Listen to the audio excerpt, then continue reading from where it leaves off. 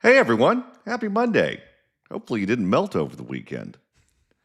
It's that time of day where we take a moment and pause and say thanks to everyone who's making the world run. Let's start with the men and women in the military, police officers, firefighters, doctors, nurses, lab technicians, hospital orderlies, small business owners, restaurateurs, truck drivers, everyone working at the grocery stores and fast food joints, the Port of Los Angeles, Long Beach and Oakland and Union Station, the pilots and flight attendants. Let's listen to the national anthem.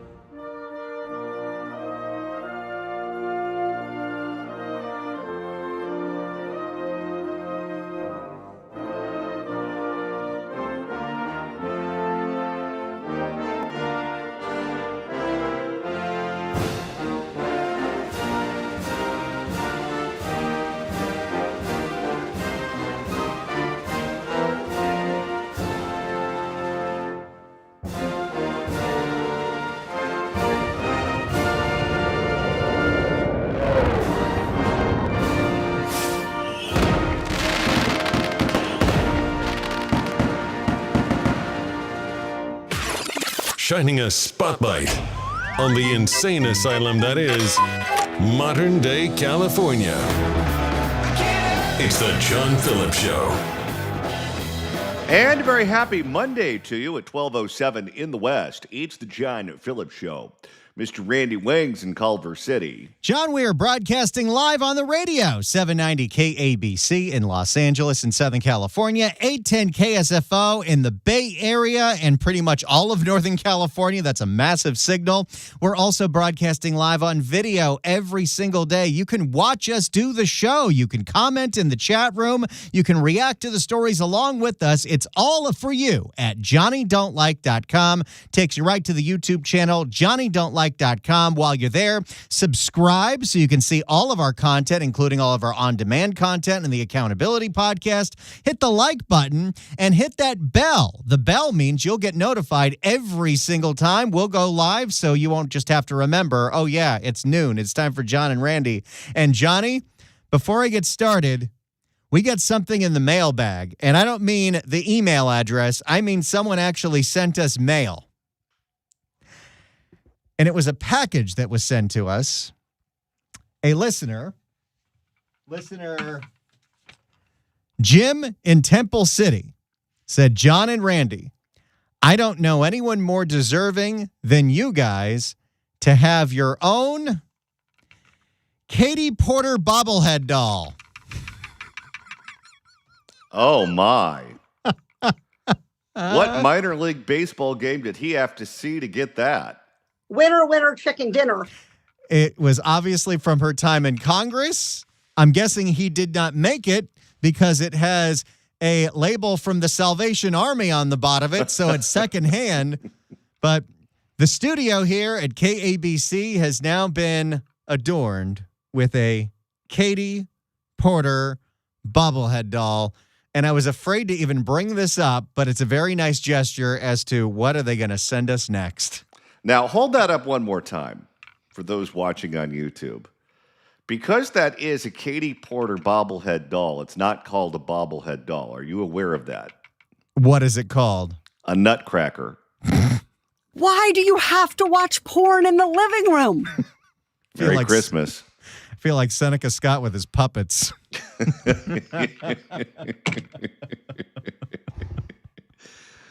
800-222-5222 is the telephone number, 1-800-222-5222. Here with an update on California's, well, I'm not going to call it high-speed rail because none of it exists, but let's just call it the bullet train in theory, Mr. Randy Wang. There was an explosive report posted late last night from our friend Julie Watts at CBS News Investigates. She actually posted this as an X article, so you can watch it, you can read it by going to X at Julie Watts TV, which you should all subscribe to. I just realized I didn't write a lower third for this. We're going to call it Still No Train, and check out Julie Watts's article. I'm so fast at this. There we go. Here's the thing. Johnny, you remember how when Gavin Newsom at the beginning of the second Trump administration said, we're going to be sending a whole bunch of money to Attorney General Bob Bonta. Bob Bonta. So Bob Bonta can file lawsuit after lawsuit after lawsuit after lawsuit against the federal government and pretty much be in a press conference almost on a daily basis. In fact, I think Bob Bonta had another one of those today. Some of those lawsuits have been successful. Some of them have been challenged, but only one was straight up withdrawn. And that was when Gavin Newsom and Bobbert Bonta sued the federal government for cutting $4 billion of high-speed rail funding. They said this was purely political. This was revenge and retaliation against the state of California. And the president himself definitely made it seem that that was going on with how he will trash high-speed rail any chance he gets, notably because it's a disaster. But Julie Watts found out that there is much, much more to this story when it comes to why it was $4 billion, why it was cut, and most importantly, why Gavin and Bonta decided to drop this lawsuit late last year. You notice when they file the lawsuit, they make a lot of noise and they generate a lot of attention.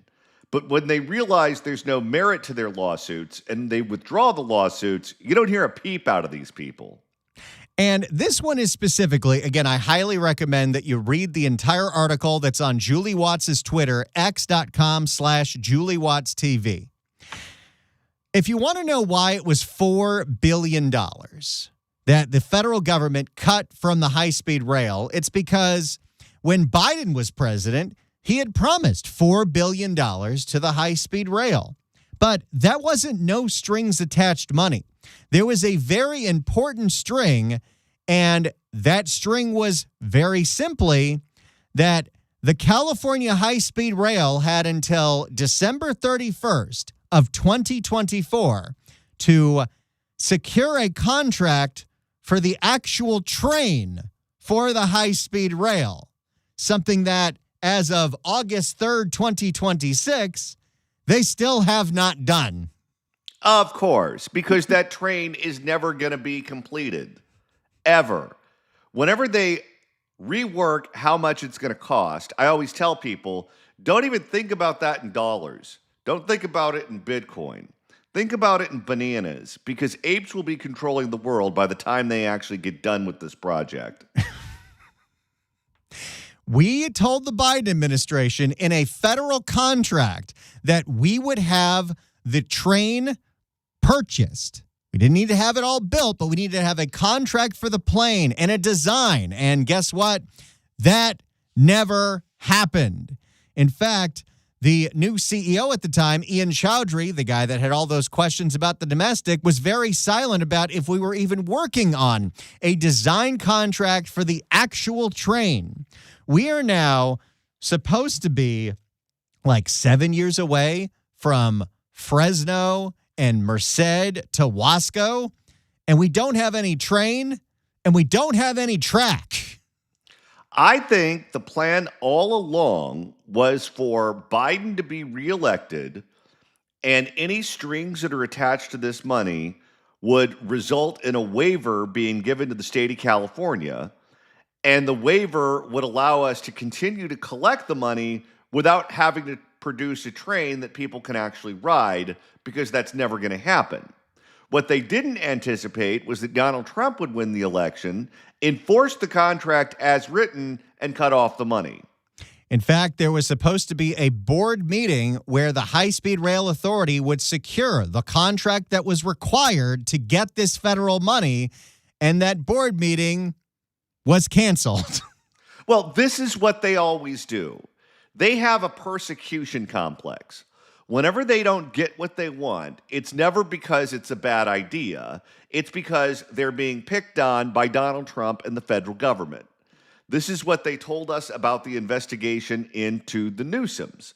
They said it was a political witch hunt, and they conveniently leave out the fact that the investigation started under the Joe Biden administration, and it started when a California whistleblower sent information to a California office. The investigation was started in California, not in Washington, D.C.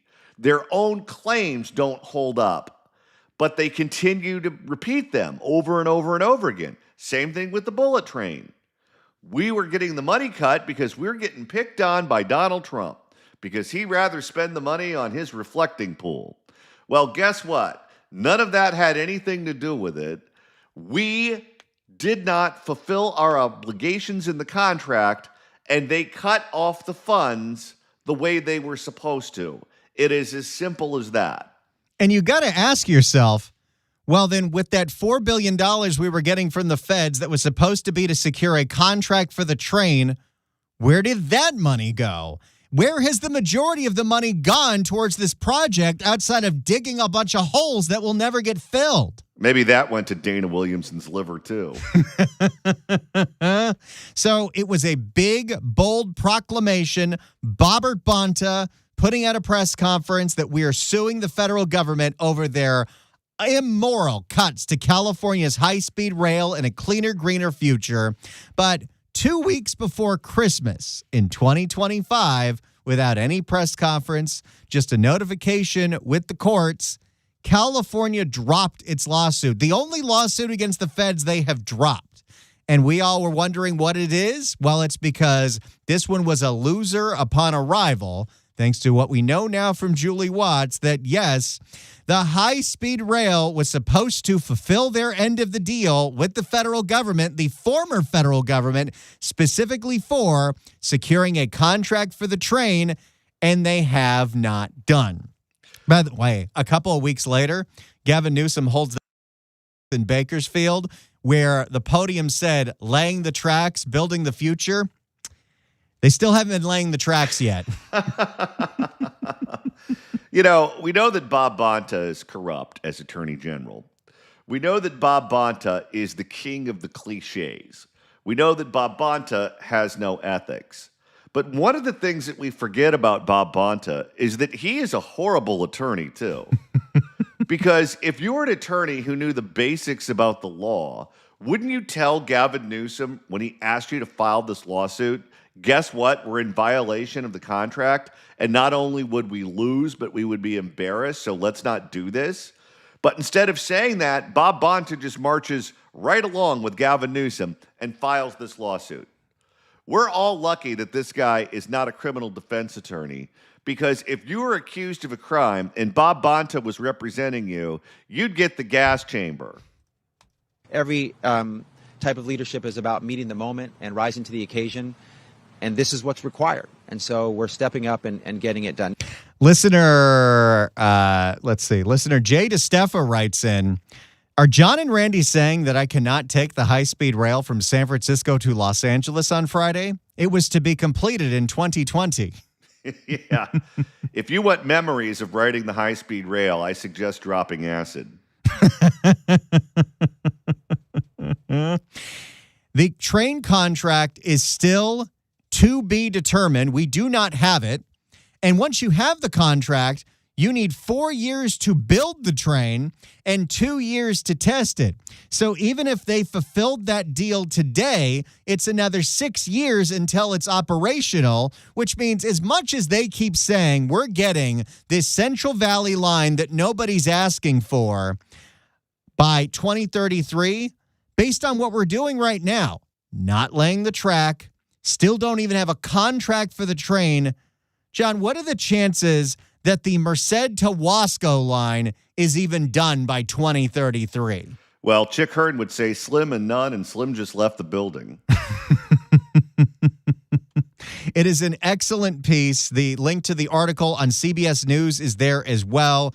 Julie Watts, one of the best reporters in the state of California, holding the state of California accountable and letting us all know why Gavin and Bob Bonta decided to just kind of drop that lawsuit against the feds, because the feds were completely in the right of clawing back that $4 billion, because not only are we wasting that money and putting it in all kinds of unnecessary things and overpaying contractors with change orders, what have you, we also weren't fulfilling the basics of the deal.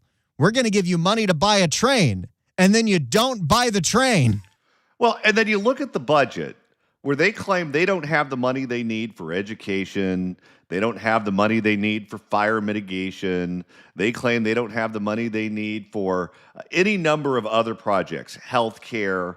Okay, if you don't have the money, that means you either need to raise revenue, which is people need to do better on the stock market so more money comes in, or you raise taxes, which they love to do, or you need to cut somewhere and redirect that money to more important priorities. I cannot believe that we're still spending money on high-speed rail, given the fact that no one in the state with a brain in their head thinks that train will actually ever be completed. If you want to find money without having to raise taxes or without having to hope that the stock market does better, you can do it real fast. All you have to do is cut bait on the bullet train. Yet for whatever reason, they refuse to do it. And I'm convinced that the only reason that we have that stupid project in the first place is because Jerry Brown feels inferior to his father. His father gave us our freeway grid. His father gave us the state university system. His father gave us our water. His father gave us a lot of the infrastructure that we use in California today. And then Jerry comes along in the 70s with a minimalist approach and buys into the theory, if you don't build it, they won't come. That was back before global warming, when overpopulation was a thing that they all bought into. So we didn't build anything in California for a long time. And because of that, our infrastructure is in abysmal shape. So Jerry doesn't want to be remembered for that. So, okay, fine. Let's build something big. Let's build something grand. Let's build something that everyone will look at in the future when I am dead and gone, and it will remind them of me. And to Jerry, that was the bullet train. That's what he wanted for his legacy. Well, how long has it been since Jerry Brown has been governor? 8 years. Okay. Can we stop playing this game and feeding his ego and just cut off a project that is obviously never going to happen? Well, at this point, this isn't even Jerry's baby anymore. This is Gavin's baby, because you remember Gavin very soberly, when he started his term as governor in 2019, was like, I don't think this project's going to actually be a thing. I think we need to cut bait. And then decided to double and triple down to the point where we just extended our cap and trade program, which is part of the reason it's so expensive to buy gasoline in the state of California, for another 20 years. All to fund $1 billion a year going to high-speed rail, and spoiler alert, it's not nearly enough. Well, if high-speed rail is now Gavin's baby, it's time for a late-term abortion. It's the John Phillips Show.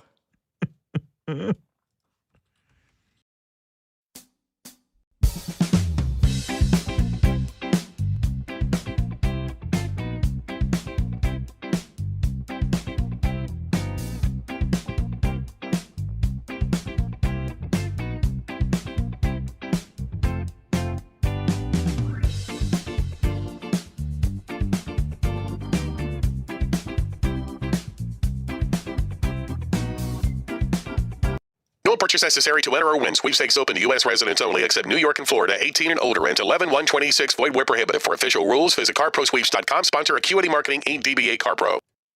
Win a Corvette. That's right, a brand new 2026 Corvette Stingray. Right now is one of the absolute best times to get in at CarPro.com. Until this Sunday, August the 2nd, qualifying entry packages get you up to 30 times the entries. That's 30 times.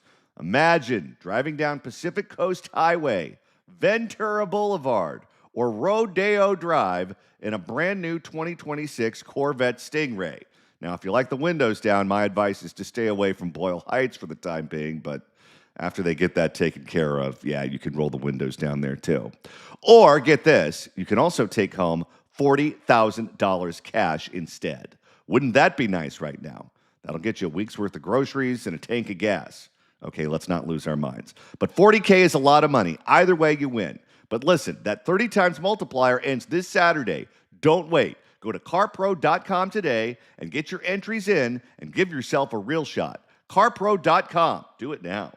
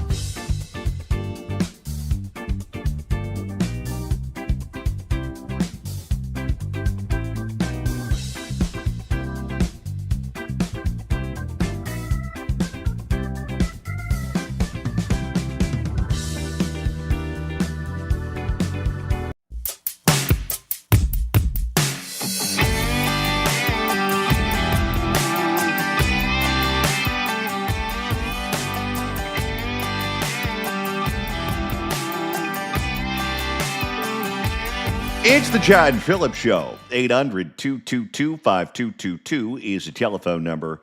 1-800-222-5222. If you'd like to email the show, you can do so at johnnydon'tlikeshow@gmail.com. That's johnnydon'tlikeshow@gmail.com. And Randy, you can not only listen to the show on the radio, but you can watch us live on YouTube, comment, and hit that like button. It's so easy. We even bought a domain so it could be even easier. JohnnyDon'tLike.com. It is a whole new way to experience this show. Takes you right to the YouTube channel, JohnnyDon'tLike.com. You can watch us do the show, watch the videos along with us, participate in the chat room, which is lively during the show and during the breaks. Hit the subscribe button, hit the like button, and hit that bell so you're notified every single time we go live. We're having a lot of fun with this. We just started month 2, and thank you so much for the likes and the subs. We just hit, as of this commercial break, 3,900 subscribers on the YouTube channel, and I think we're at 82 likes for today's show, so keep it up. It helps us spread the word, and it helps YouTube realize that we're popular, and they should push us to more platforms. Coming up next, we'll have more details on Gavin Newsom's taxes. Don't you go anywhere.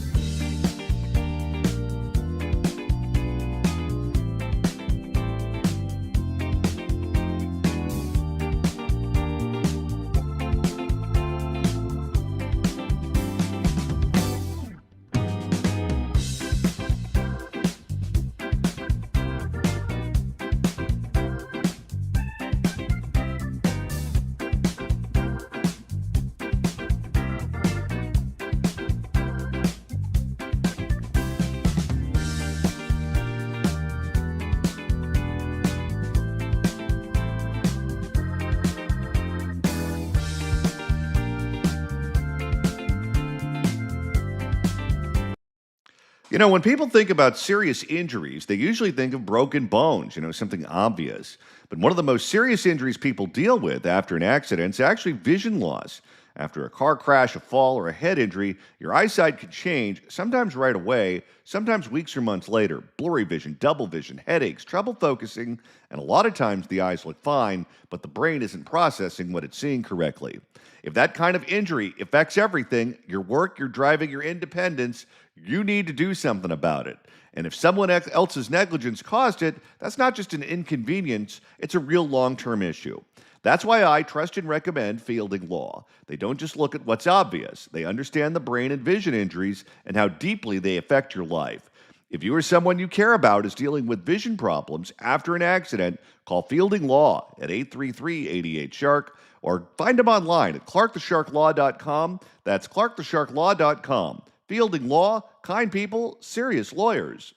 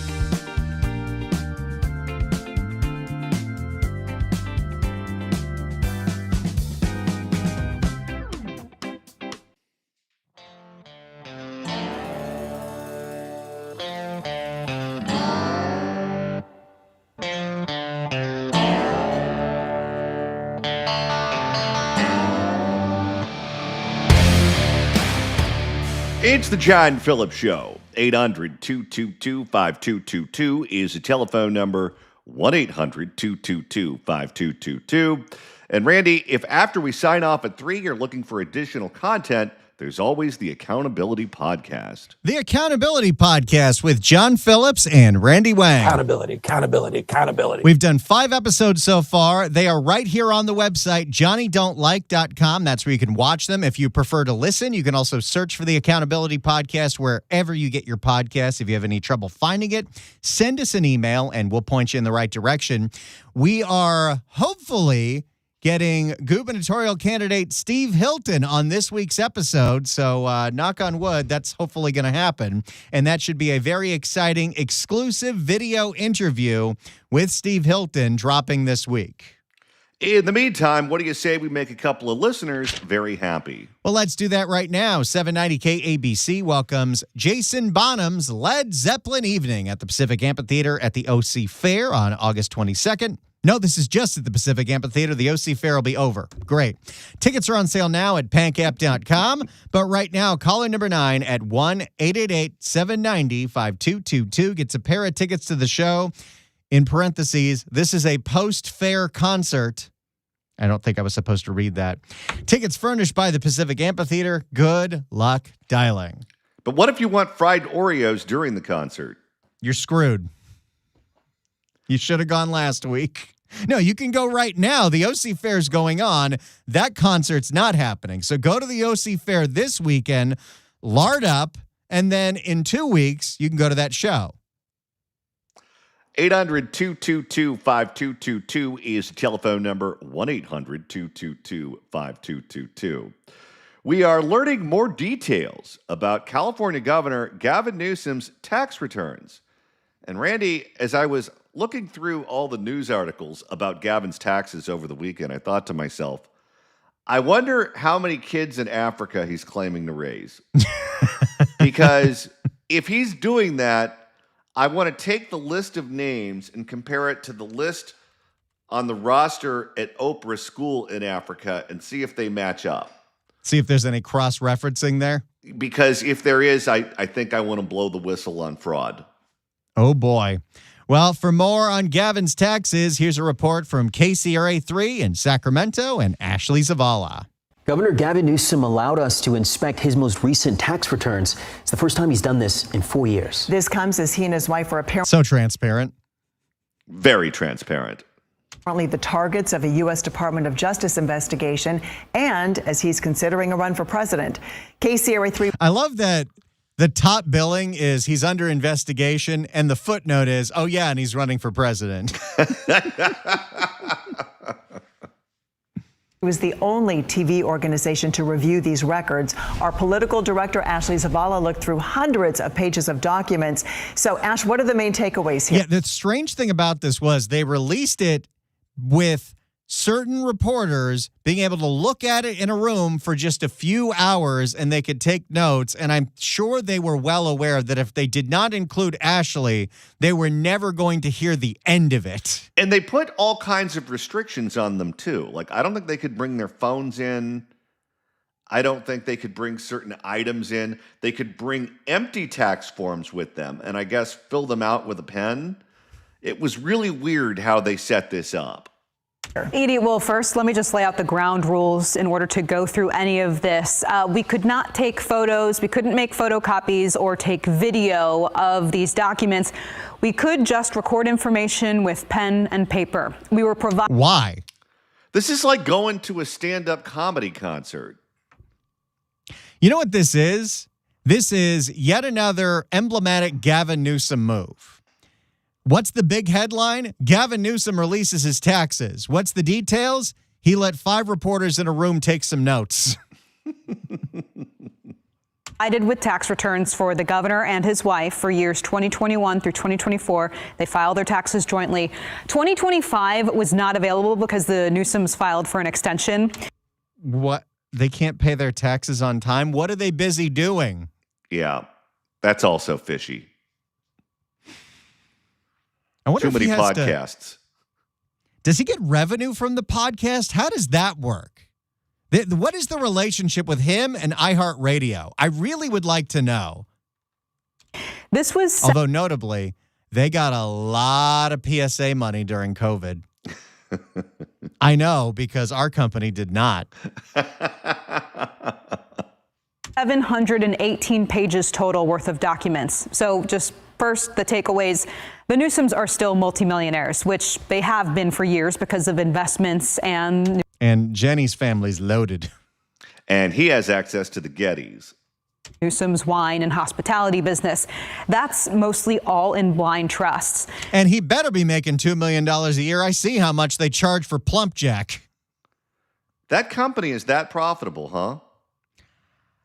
It seems to do well. Is that what Dana Williamson drinks? If she does, she must have been getting paid very well. It's like $200 cabs. Their income over the years has averaged about $2 million a year, according to these tax returns overall. Although for where they live in Marin, that's low income.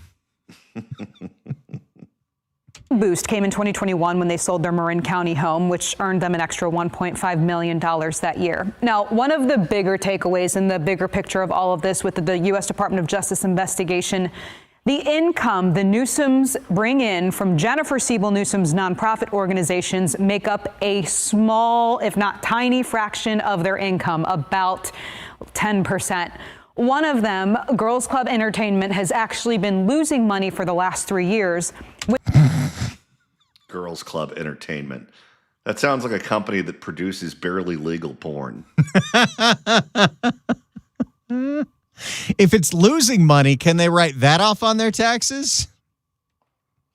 With her other nonprofit, the Representation Project, Siebel Newsom pays herself about $150,000 a year from that. Is that the one that gets the contracts with the schools to show her movies? I think that's it. Great.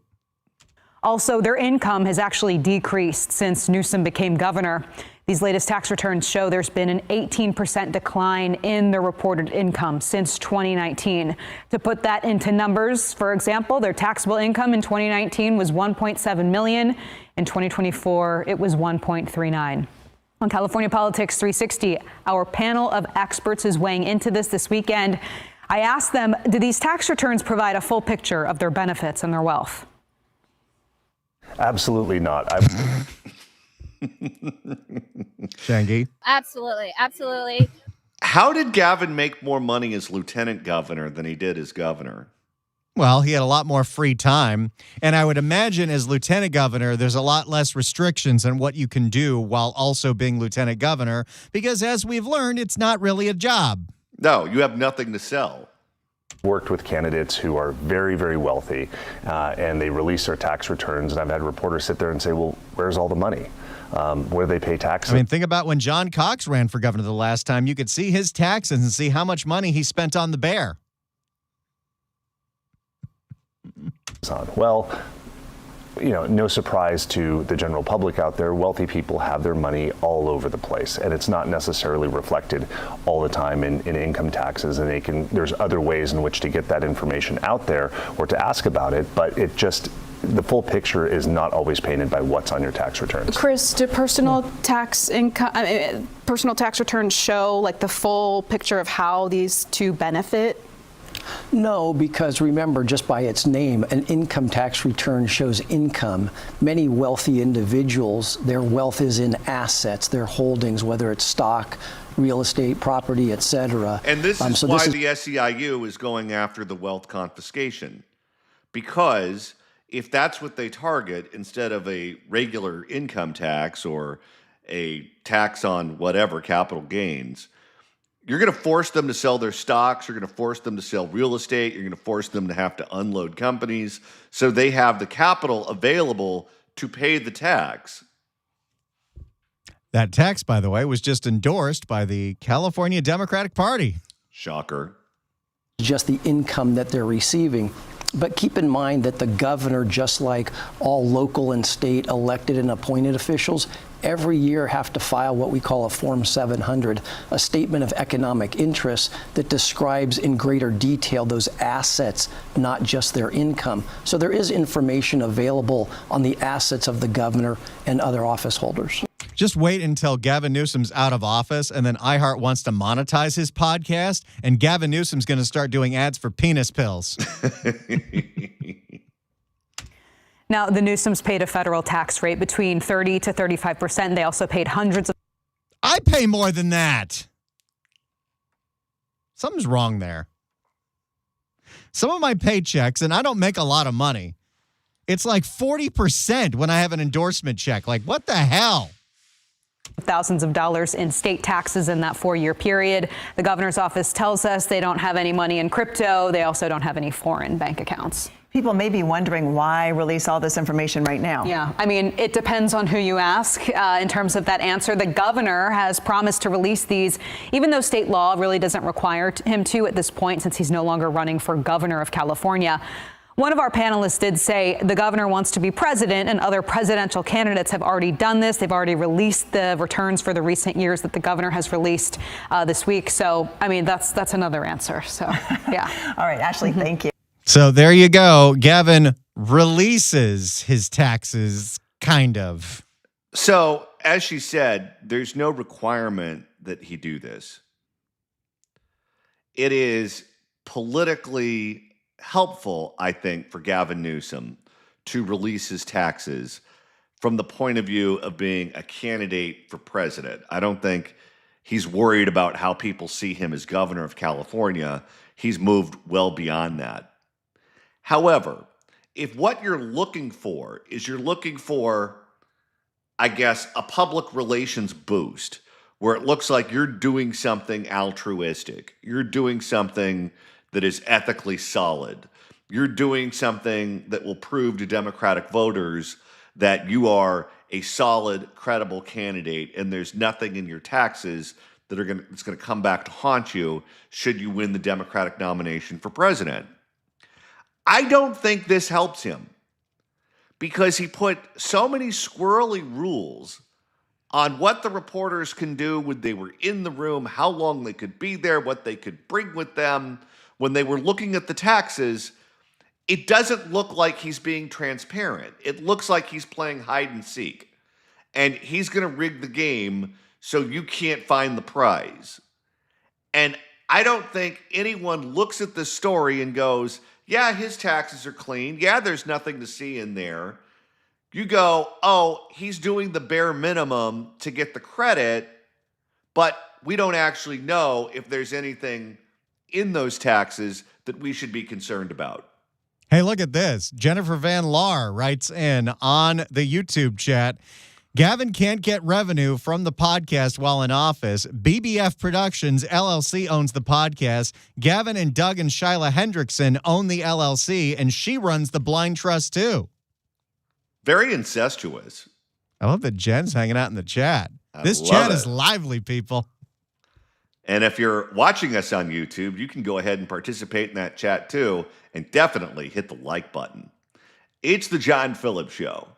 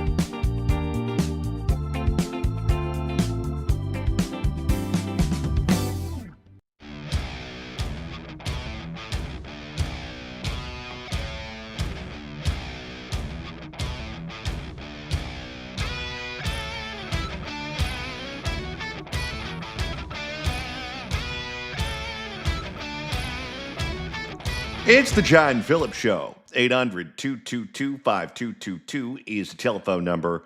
1-800-222-5222. The Fix California Hour coming up after the news at 1. Here with an update on illegal dumping in the city of Dumpy, Mr. Randy Wang. You know, this has really been an issue for the city of Dumpy. Excuse me. Kevin Jenkins, the city council president of the city of Oakland, is getting a lot of positive attention for his efforts on social media to publicly shame the dumpers. He even wants to rip off Chris Hansen and start calling it To Catch a Dumper. For more, here is ABC7 in the Bay. In the East Bay now, illegal dumping continues to be a problem, but one Oakland city leader is gaining attention for taking a different approach to stop this illegal activity. ABC7 Eyewitness News reporter Luz Pena spoke to City Council member Kevin Jenkins about what he's doing. Luz? Yes, Larry, fines for illegal dumping in Oakland range anywhere between $1,500 to $5,000 after multiple offenses. If they get caught. Which is very, very rare. But even these fines are not stopping everyone. So City Council member Jenkins is hoping his strategy does the trick. It's a bold strategy by an Oakland City Council member who said he was fed up. And within 1 hour, we had a name and an Instagram page. I love this. I don't know how legal it is, but I love the doxing and publicly shaming the illegal dumper. Imagine if they get the wrong person, though, and they put it up on the billboard. Yeah, that is where I feel like the Oakland legal team is going to need to have all their ducks in a row. The person who stuff this is. Tired of illegal dumping throughout Oakland. Come on, Oakland. Like, that one's not a contractor. No. Council member Kevin Jenkins asked his social media followers to track down the person in this video and promised a cash prize. The internet got to work. As you can see below, we found her and I kindly asked her to come get her belongings. Unfortunately, she deleted her pages or blocked me. Either one, who cares? He's one of the good ones. Well, sounds like she took care of him. As you guys can see, I'm a man of my word. $500 was sent to the person who first identified. What was it about the situation that you It's going to be a brand new game show. said, I'm going to make a video? I just didn't want my neighbors to continue to be victimized, and I wanted to get a handle on these things. Did it work? I believe so.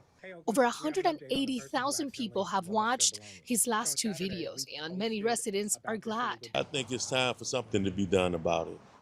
You know, it's really getting way out of hand. Michael.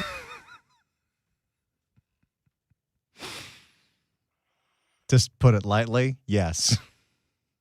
Mosley has lived in Oakland for 41 years and wants the city to take the fines to the next level. Fine them and the vehicles too. I mean, maybe even, get their vehicles. I mean, if they dump in, on the truck, hey, it need to be confiscated. According to data from the city of Oakland, illegal dumping complaints have increased by nearly 19% since 2022. Last year, our crews picked up almost 10,000 tons of illegal dumping across the city. Like, physical space-wise, Oakland's not that big of a city.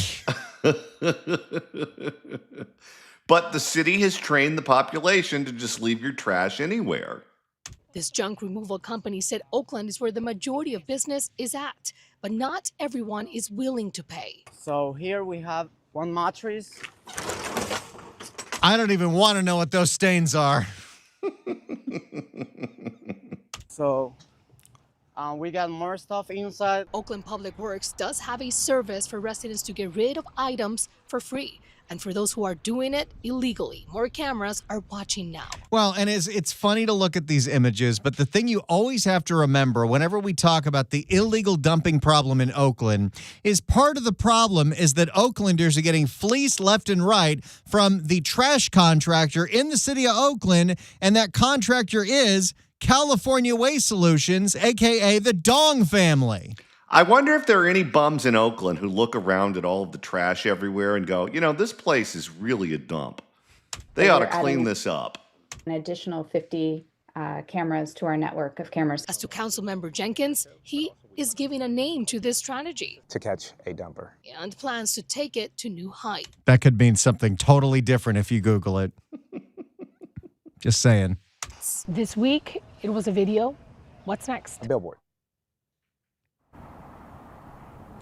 An Oakland. Okay, what do you think the odds are he's going to get the wrong person and the city's going to get sued?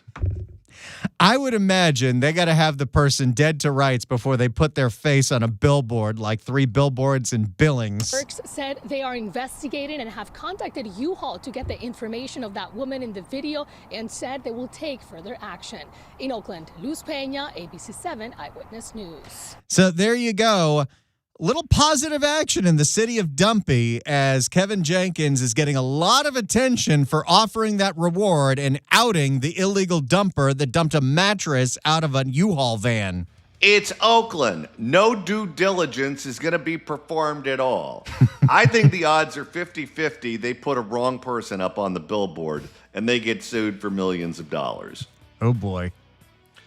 All right, we've got 2 more hours coming up on the John Phillips Show. The Fix California hour is next. Don't you go anywhere.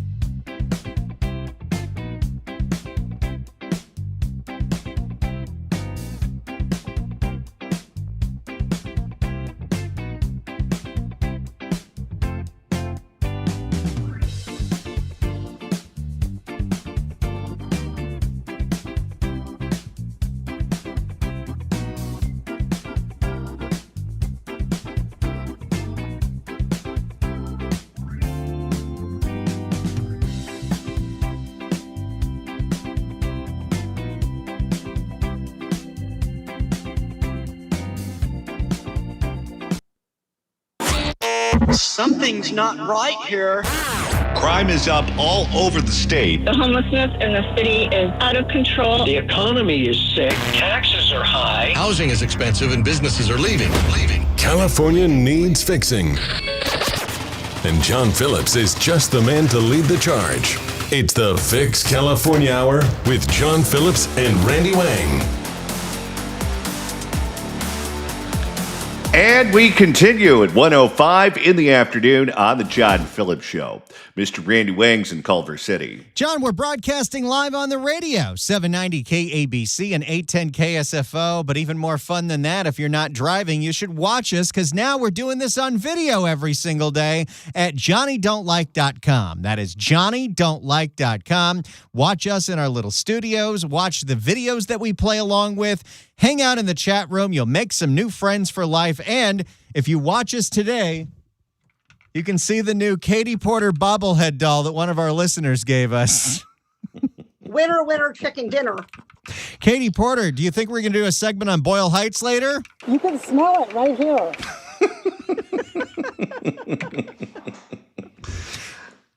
Make sure you hit that like button, subscribe, hit the bell so you'll notified every single time we go live. And after we get off the air at 3, there is tons of on-demand content right there for you. Watch it all, comment on all of it at JohnnyDon'tLike.com. 800-222-5222 is the telephone number, 1-800-222-5222. It is our pleasure to welcome our next guest to the program. He is the publisher of SoDoesItMatter.com, which covers California government and politics. You can get him online at SoDoesItMatter.com. John Fleischman, welcome. Hey, thank you for having me on the show. Who knew you had a face for radio? Hey, I'm just happy you're wearing a hat that's not a Dodger hat because, you know, us Angel fans don't have a lot to hang on to this year. It was tough. I went to Chavez Ravine last night to watch the final game and the sweep. Boston's on a tear, and they just tore right through the Dodgers. It actually reminds me of the previous season where the Dodgers went on to win the World Series, but lost all 6 games against the Angels. I was there for some of those. Yeah, so you can never tell what's going on. So we'll see what happens. There was a guy who was giving me a hard time for wearing an Angels hat at Dodger Stadium. And I said, listen, dude, when October rolls around, you're going to be watching baseball, and I'm going to be watching reruns of Judge Judy. Give me something. That's perfect. All right, so let's get to the top story here in the state of California, which is that California Governor Gavin Newsom made his taxes available to select reporters for a select amount of time with very specific rules that they had to abide by if they were allowed to look at his taxes. He is now patting himself on the back and doing a victory lap for allowing this to take place. I look at it and I say, okay, there's no law that requires him to release his taxes. As California governor, he can keep them private if he wants to. He's doing this for political reasons because he knows as a candidate for president, it's not a good look for a Democratic candidate in particular, after they went after Donald Trump for as long as they did about not releasing his tax returns, to keep their own tax returns secret. But when you add all of these rules into the mix, I don't think he's going to get the bounce out of this that he thinks he is. Your thoughts? You know what? I think it's here's what I think. I think that Gavin Newsom staked out this territory because everything's about running for president, right? So he staked out this territory that he was going to be the anti-Trump guy, and that got him a big boost for 6-8 months where he was the troll to Trump. Now Trump is kind of his own troll, right? Trump's brought his numbers down. More people are attacking Trump from both sides of the aisle. So he's not like the only anti-Trump guy in the room.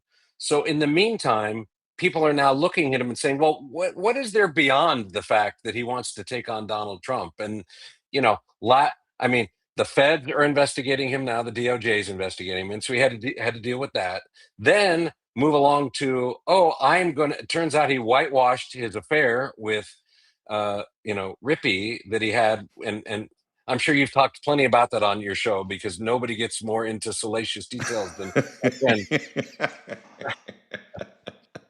But the broader point is that he opened that up by publishing his memoir and by understating what happened to the point where she was compelled by either a sudden need to tell the truth combined with who knows what kind of a check from Vanity Fair, and boom, now that opens up a keg of worms. And now chapter 3, he who releases their taxes but doesn't release their taxes, and the answer is somebody with something to hide, because you don't go through that kind of an exercise. What you do is you say, hey, you know what? Go to gavinnewsom.com. Anybody who wants to, I don't care if you're in the media, I don't care if you're a constituent, you can go there. My tax return is there for anybody to see, which, by the way, that is the state of affairs for the tax return of Steve Hilton. That is even the state of affairs for the tax returns of Becerra. Now, they had a law they had to follow, but it doesn't change the fact that when you do what you just described, come on into this secret room. No, not you, and certainly not you. The rest of you, come on in here, and we're going to open it up. And you got a number 2 pencil? I need that. And you have a smartphone? No. There's no smartphones anywhere near my taxes. My broader point, and I think it was your point, is that this is just one more narrative that Gavin Newsom, who has been used to being a combination of softballed by the California Press Corps, plus the California Press Corps just isn't what it was in terms of its size and depth or anything like that. You end up with a situation where he's now running for president, and it's the big leagues. And I think he's now demonstrating week over week over week that he's not ready to play at that level. And I don't think he's prepared for the critique he's going to get. And this is just amateur hour. So that's my 10 cents on video on the show. Well, and you look at his situation, he's going to turn into a pumpkin at the end of the year because he terms out as governor. And he's not going to be a somebody, he's going to be a former somebody. And you look at cable news, which is littered with former somebodies. Every former senator, every former governor, every former congressman has a contributorship to one of the channels on cable. And he's going to find it, I think, very difficult to be able to make news and make noise the way he was able to do so as governor of California. And I almost see a budding John Cox on the horizon, where I could totally picture Gavin riding a bear around county fairs in Iowa. Well, it's even going to be worse for him because you can see the news now. I mean, CNN comes on and says, and now for some counterpoint to what's going on with the Trump administration, we turn to our voice in California. And it's not Gavin Newsom. It's Congressman Garcia of Long Beach, the new chairman of the House Oversight Committee. And he will become the new California talking head when it comes, and because if Democrats are likely to take the House, and if they do, you could be sure that think back, of those of you who have been on this program and have been around a bit when Barack Obama was president, Darrell Issa kind of changed that House Oversight Committee role into really pit bull attack dog, and Garcia, I'll give credit where credit is due. That guy's a pit bull, and that guy's an attack dog, and he will have a committee. He will have subpoena power. It's going to be happening all of the time. And the context here is that no one's going to care about Gavin Newsom, not even as the guy from California. And by the way, whatever oxygen in the room Garcia is not taking up, he's got to, Newsom's got to share it with Harris, who is going to be out there prognosticating about her bid, which is a whole other topic of discussion. Well, and don't forget about Ro Khanna, who is the darling of the DSA, who might run for president too. Right. And so I think that, Gavin Newsom is going to wake up and start to realize that his biggest challenge to becoming the next president of the United States is looking back at him in the mirror. I think he's just not ready for prime time. And he's been advantaged by being the, kind of pretty boy from California. He waltzed into the lieutenant governorship by being mentored by the Pelosi organization and all, again, when we get into the networks of who's supporting who, I'm talking to the expert. But And then as lieutenant governor, he just turns around and as the quote unquote, he was still in that weird phase where he was calling himself the pro business Democrat before he made the complete 180. And so he started raising money everywhere he could and he walked into being governor. The guy's really had no real challenge. Well, you don't walk into the White House and you don't walk into the nomination for the Democrat Party for the White House. It's hard fought and it's real. And he is not remotely up for this challenge, not even remotely. AOC is better prepared than he is. Let's talk about Boyle Heights for a second because we have a public health disaster.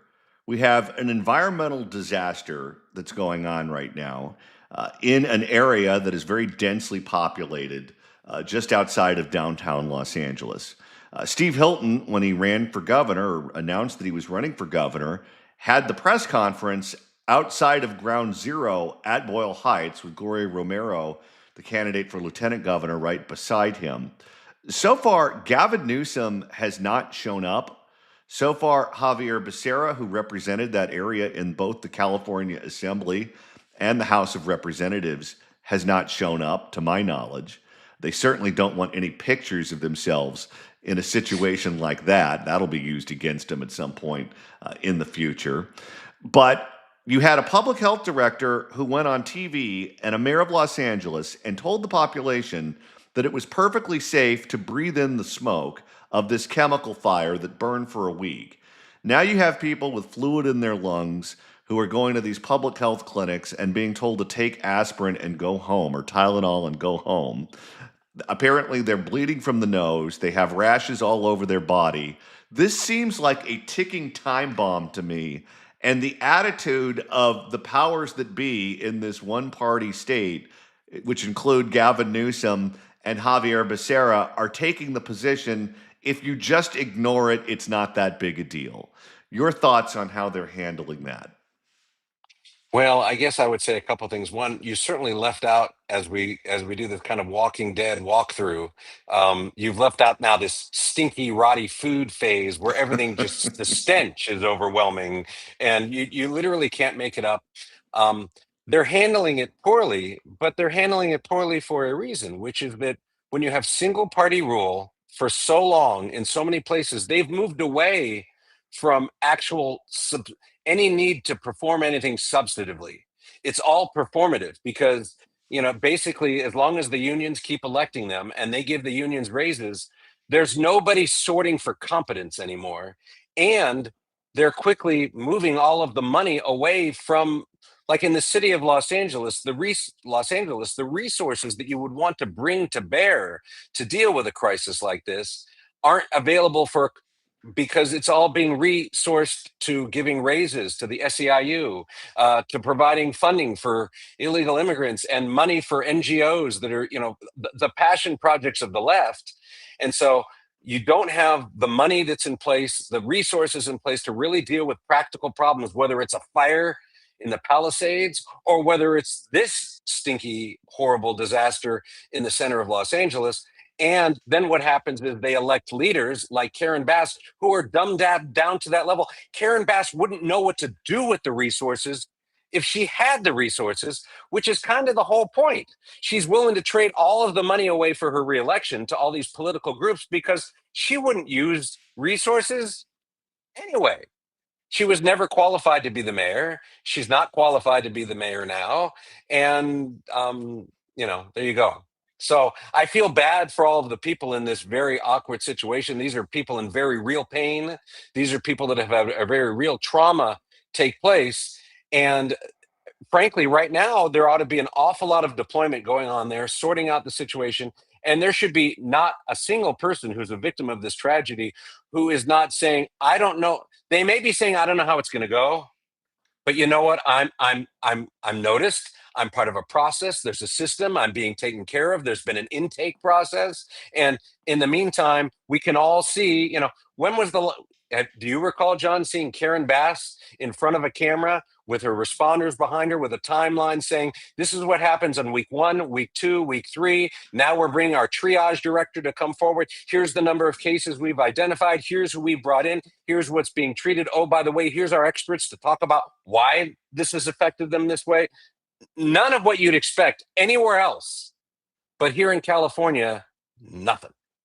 Which is sad because for people who haven't been here a long time, I try to explain to them how when the Northridge quake hit, the rebuilding process worked like a Swiss clock, where, for example, the freeway got knocked down.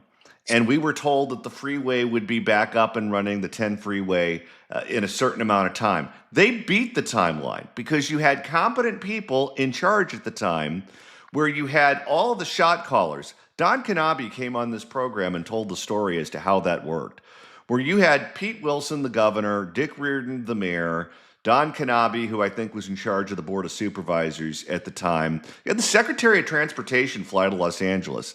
They all sat in the room, person in charge of Caltrans. And it was, what are you doing today? What are you doing today? What are you doing today? And it wasn't like, oh, I need to talk to the boss, because the boss was in the room. And there was this open line of communication and the expectation that no one would drop the ball. And because all the shot callers were there, they held each other accountable, to borrow a word. And it worked. But we don't have that anymore here. God forbid if we get hit by the big one with these people in charge, we'll go back to the Stone Age. Yeah, 100%. Hey, John, am I allowed to break news on your show? You can break news. It's even stuff we were going to kind of talk about anyway, but I just found out through 4 different sources that the Assembly Republican caucus has dumped their leader, Heath Flora, and the new leader is Assemblywoman Ali Macedo, who hails from out of the Central Valley.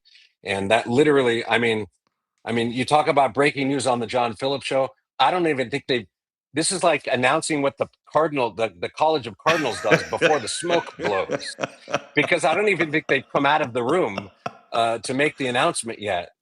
And the best part is somebody in a room be going, who tipped off Fleischman, not knowing that half the room probably did. Right. So but if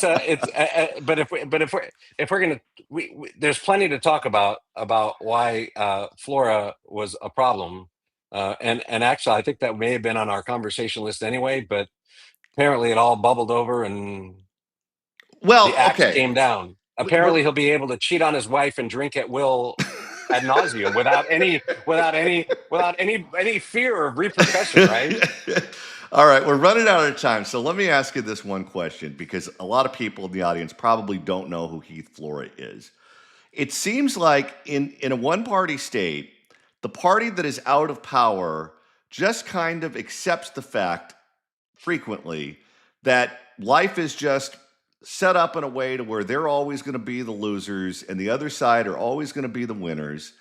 And we have these leaders that constantly capitulate to the majority and almost act as if they work for them. We had that with Kristen Olsen, with Chad Mays, with Marie Waldron. This is the biggest. This will be the biggest distinction. Flora was part of the Surrender Caucus, right? He wouldn't even get, like, when the governor would give speeches, James Gallagher, the former leader, would give the opposition speech. Flora is a creature of Sacramento who, and by the way, probably the least of James Gallagher's things was to leave us with this guy on his way out the door, who is unimpressive and is a back room dweller. He prefers to not be in the spotlight, and he's not a fighter. I will tell you, we will be pleasantly surprised. Ali Macedo understands that the most powerful weapon you have in the super minority is your voice. So we're going to see a big uptick on an aggressive posture from Assembly Republicans taking on the corruption and all the stuff going on. So this will be good. This is going to be a lot more for us to cover on the show, because she's going to do a great job, and I'm sure you'll have her on soon enough. Well, this is great news and breaking news, courtesy of John Fleischman. If you want more from John Fleischman, more breaking news like this and excellent analysis, including one of Katie Porter. You explain why Katie Porter is getting out of politics. That was a humdinger. You can get it online at SoDoesItMatter.com. That's SoDoesItMatter.com for excellent content on all things California government and politics. John Fleischman, thanks so much for stopping by. Thank you, sir. All right. It's the John Phillips Show.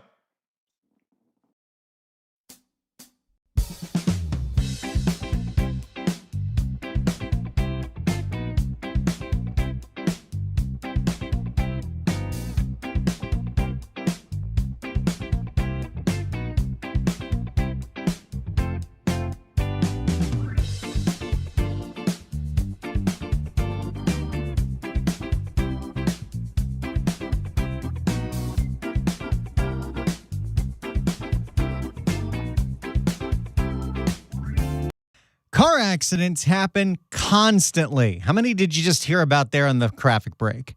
If you get hurt in any kind of accident, you got to call my friend, Clark Fielding, and the jaws of justice at Fielding Law at 833-88-SHARK, 833-887-4275, 833-88-SHARK.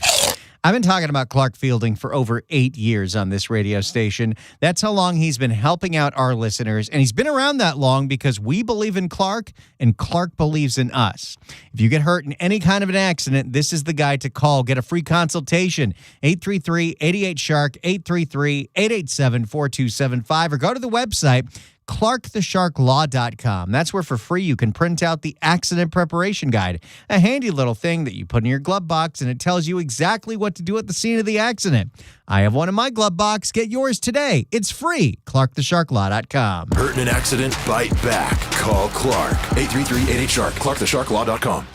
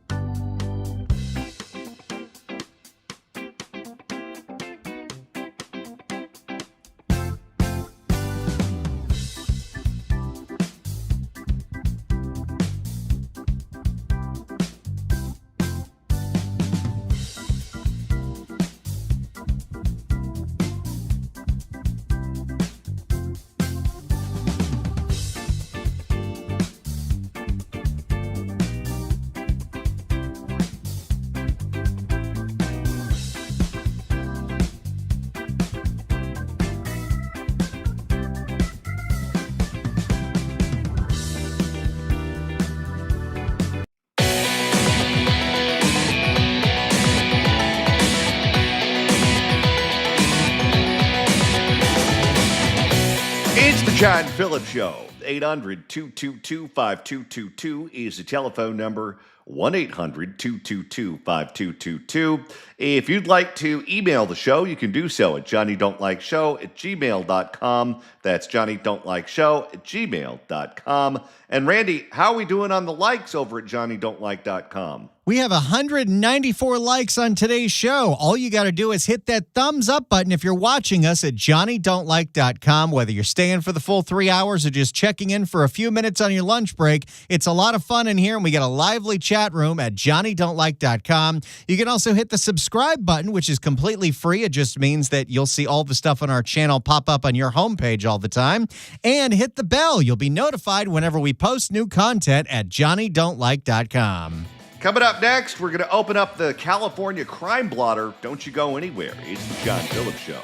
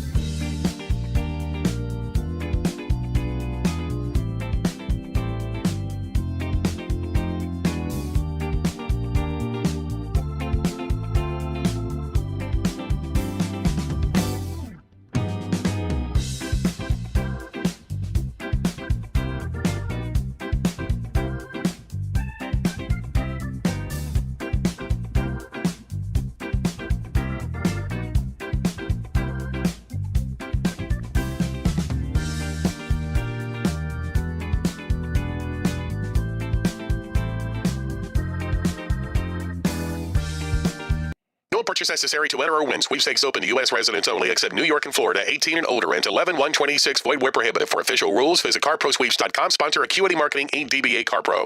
Win a Corvette. That's right, a brand new 2026 Corvette Stingray.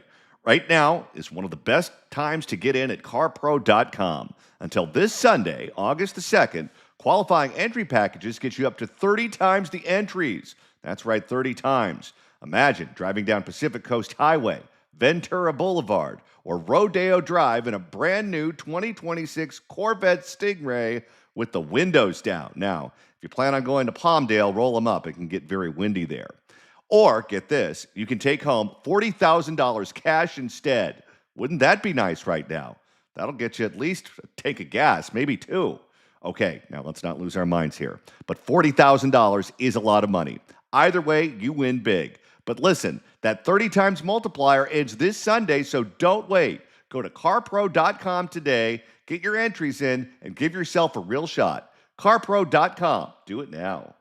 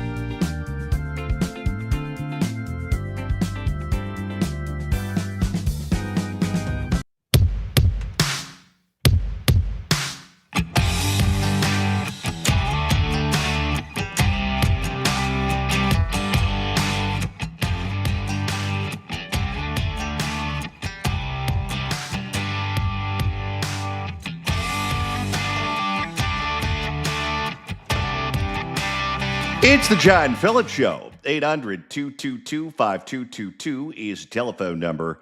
1-800-222-5222. And Randy, we have an accountability podcast that dropped on Wednesday of last week. Accountability. We would love for you to check it out, I don't know, at 3 o'clock when we're off the air and you don't have anything else to watch. Go to johnnydon'tlike.com, and right below the live now, you'll see all episodes of the Accountability Podcast. We've done 5 episodes so far. Our latest one covered Kamala Harris and her thinking about running for president. So check it out if you haven't. It's right there at johnnydon'tlike.com. That's johnnydon'tlike.com. 800-222-5222 is telephone number. 1-800-222-5222. And right now it's time to open up the California Crime Blotter. It's happened yet again. I see. Time for the California Crime Blotter. And Randy, the first edition of today's blotter takes us to Vallejo. And it's Vallejo that is full of street takeovers this last weekend. For more, here is KTVU, Fox 2 in the Bay. The Vallejo neighborhood says it has had enough. That's right. Residents say illegal sideshows have brought dangerous activity, late night noise, property damage, and plenty of crowds. We do have video of the sideshow taking over an Dumbasses.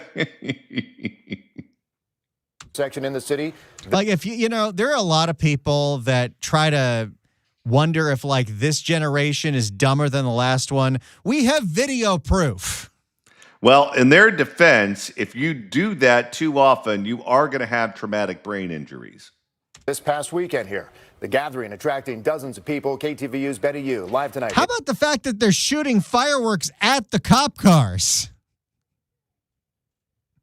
In the city of Vallejo with more on the story. Betty?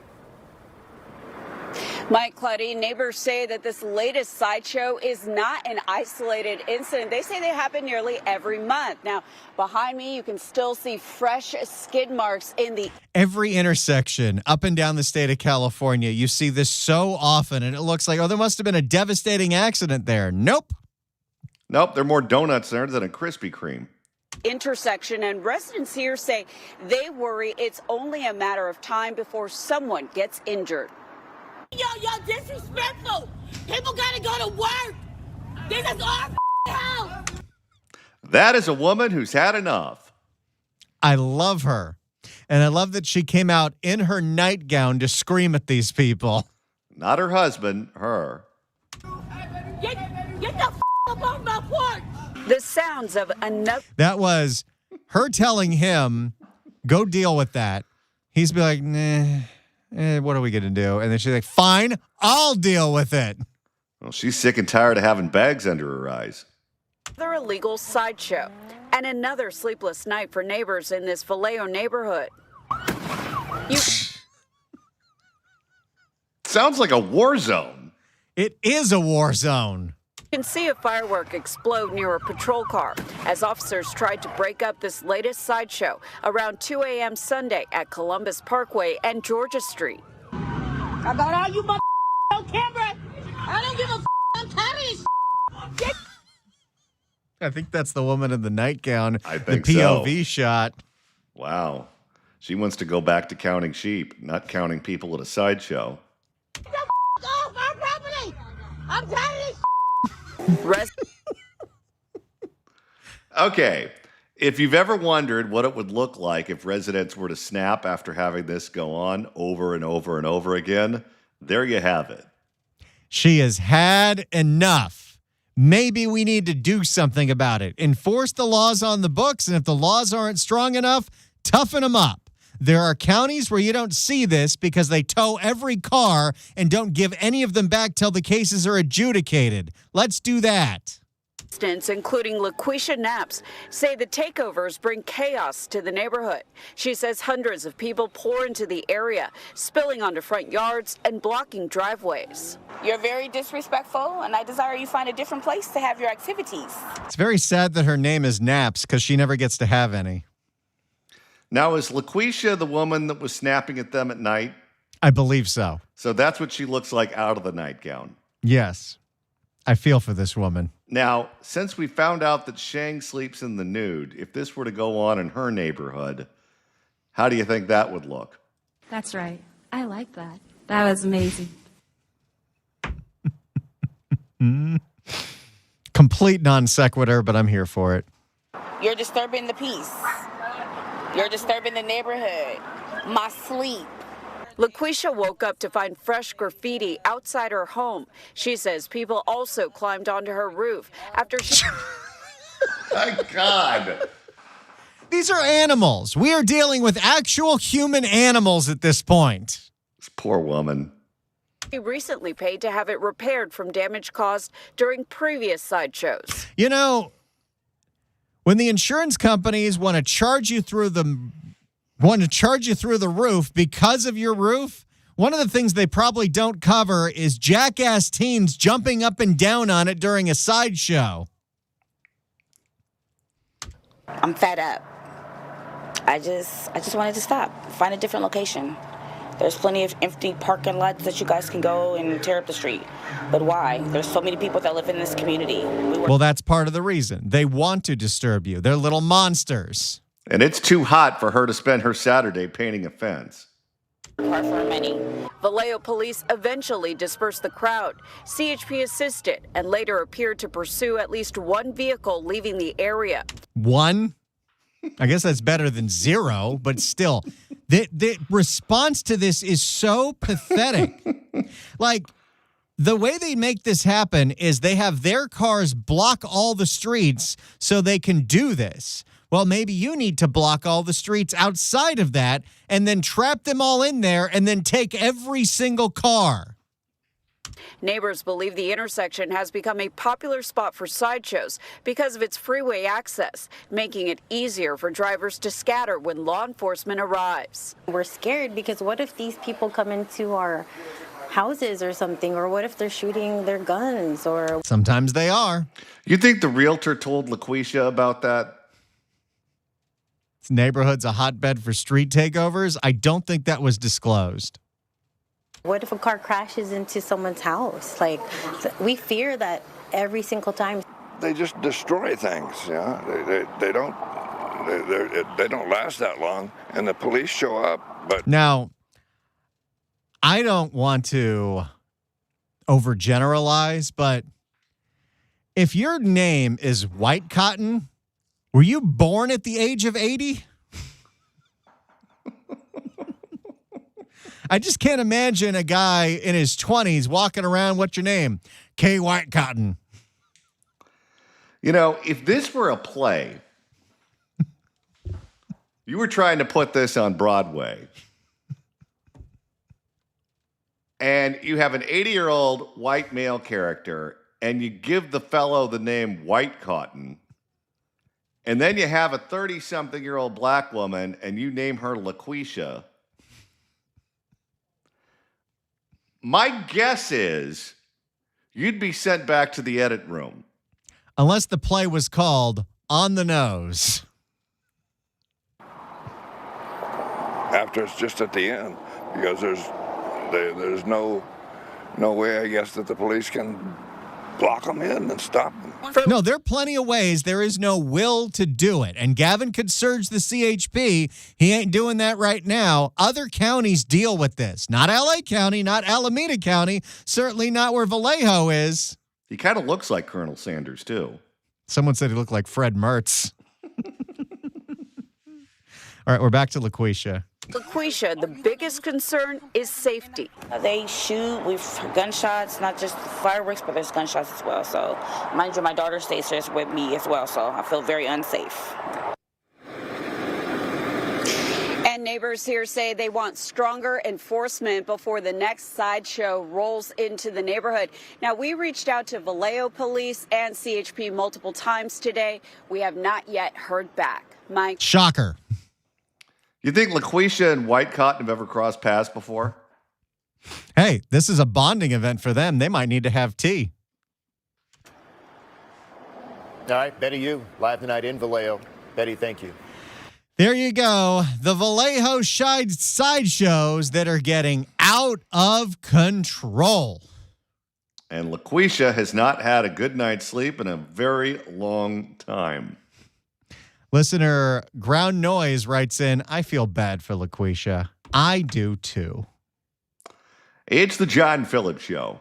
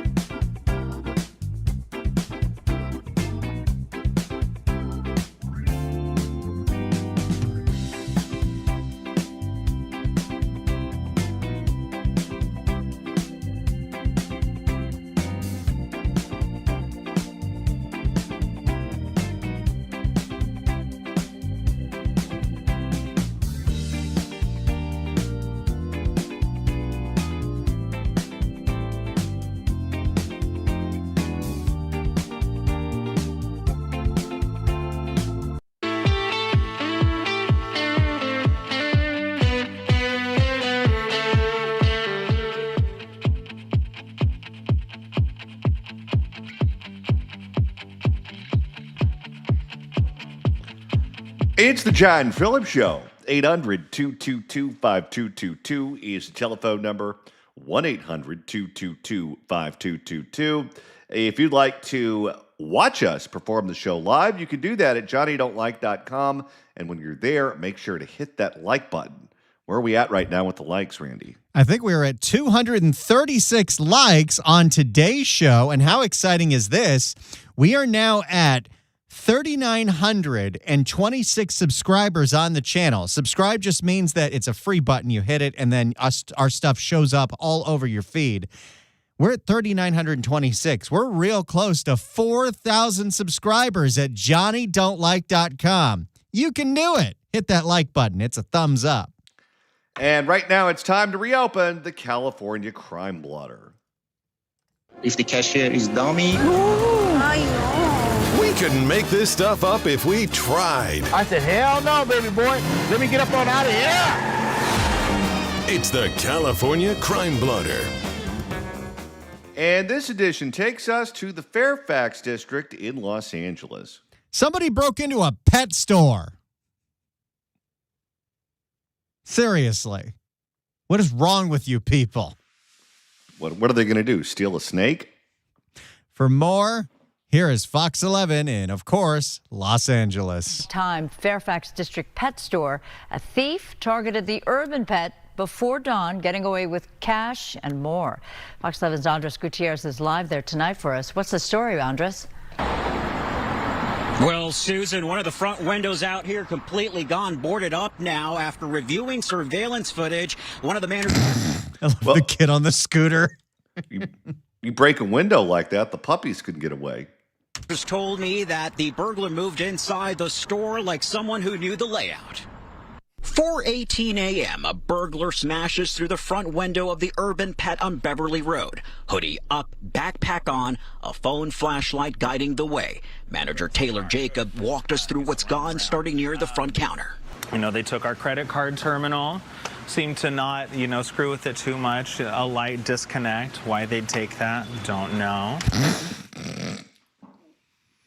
That is L.A. laid back in a nutshell, even when you're the victim of a robbery.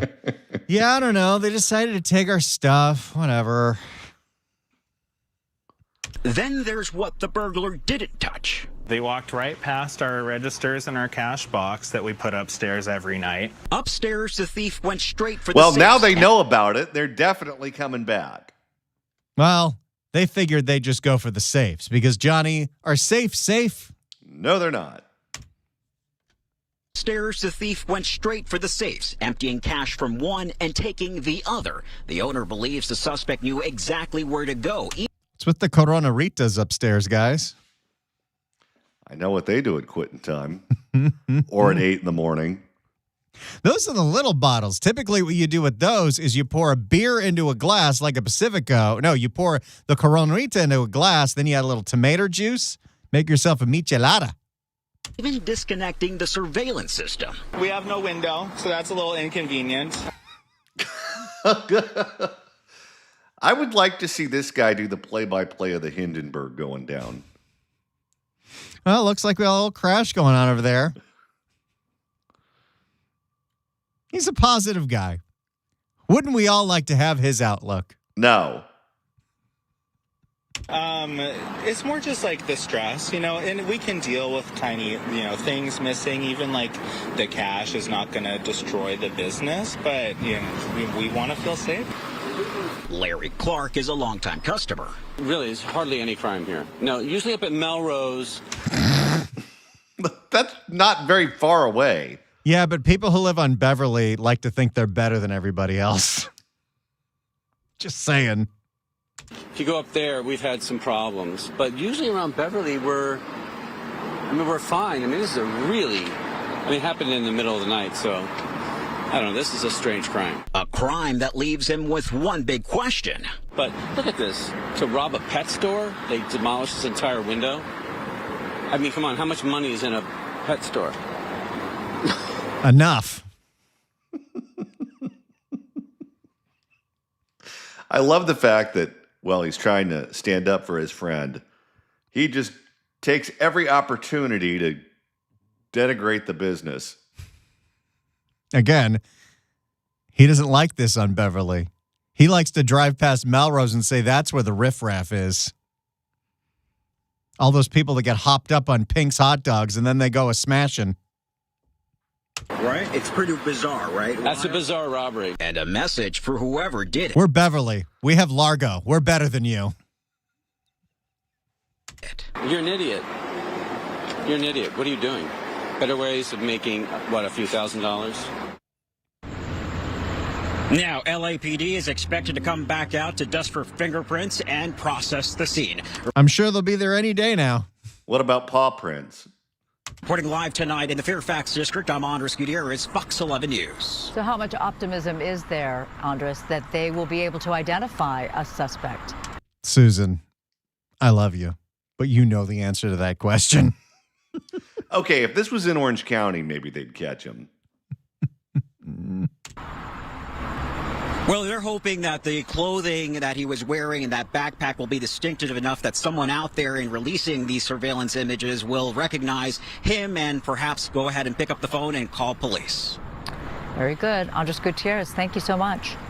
The statistic that you have to remember, and the person that was actually putting this out there a lot when he was running for his ill-fated re-election was Georgie Gascon. Do a Google on YouTube. Which, by the way, we got to ask. The next time we do our accountability podcast, we're going to reveal what his nickname was that we can't say on the radio. You're going to say it, not me. You can say it on a podcast. I know you can, but I don't know. I still feel like I'd get canceled. Maybe I'll get an AI to say it, but we'll reveal it. Anyway, George Gascon put out this statistic, and it should really make you understand why these things are so common. When you commit a burglary in Los Angeles, whether it's a residential burglary or a commercial burglary, 85% of the time, you will get away with it. Well, this is also part of the reason that people run. Because you know the cops have every incentive not to chase you. And because so many crimes don't get solved, what does it matter if one more doesn't? And it just kind of snowballs into this attitude of it's anything goes in Los Angeles County, where if you're a criminal, you have all the rights. And if you're a victim, you need to check your privilege. And that is the attitude that Gascon had. That is the attitude that the LA City Council certainly has, the mayor of Los Angeles. And you go, okay, well, they're not technically in charge of fighting crime. Well, kind of. But the LAPD works for them. They're the ones that hire the police chief. They're the ones that tell the cops to back off when they want them to. They're the ones that appoint members of the police commission who goes after them. And you look at this attitude in Los Angeles of no one who commits a crime expects to get arrested. No one who's the victim of a crime expects the crime to be solved. And no one who works in the criminal justice system expects them to solve the crime. And you go, okay, well, what you end up with is the perfect storm for criminals to do whatever it is that they want to do. And what eventually happens is when the law-abiding citizens can't take it anymore, they move. As George Gascon would say, we got some wobbly knees allies. All right, we've got one more hour coming up on the John Phillips Show. We'll give you an update on what's going on in Boyle Heights. If you're watching us live at johnnydon'tlike.com, hit that like button. It means a lot to us. It's the John Phillips Show.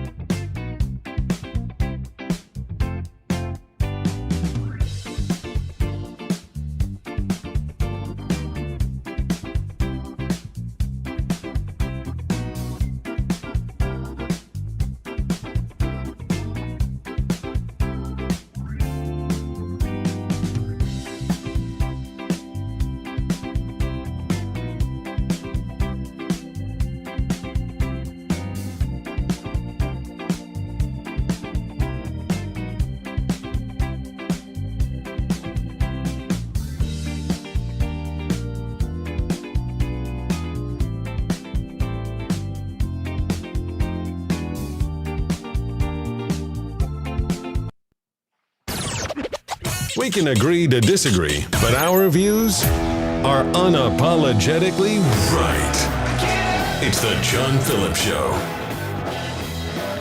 And we continue at 2:05 in the afternoon on the John Phillips Show. Mr. Randy Wangs in Culver City. John, we're broadcasting live on the radio, 790 KABC in Southern California, 810 KSFO in the Bay Area. But if you're not like actively driving, you really got to watch the show. We now do this live on video every single day. JohnnyDon'tLike.com is the website. JohnnyDon'tLike.com. You can see us in our studios, react to the videos along with us, and of course, play around in the chat room and meet our newest friend, bobblehead Katie Porter. A listener sent this to us, and it is fantastic. No!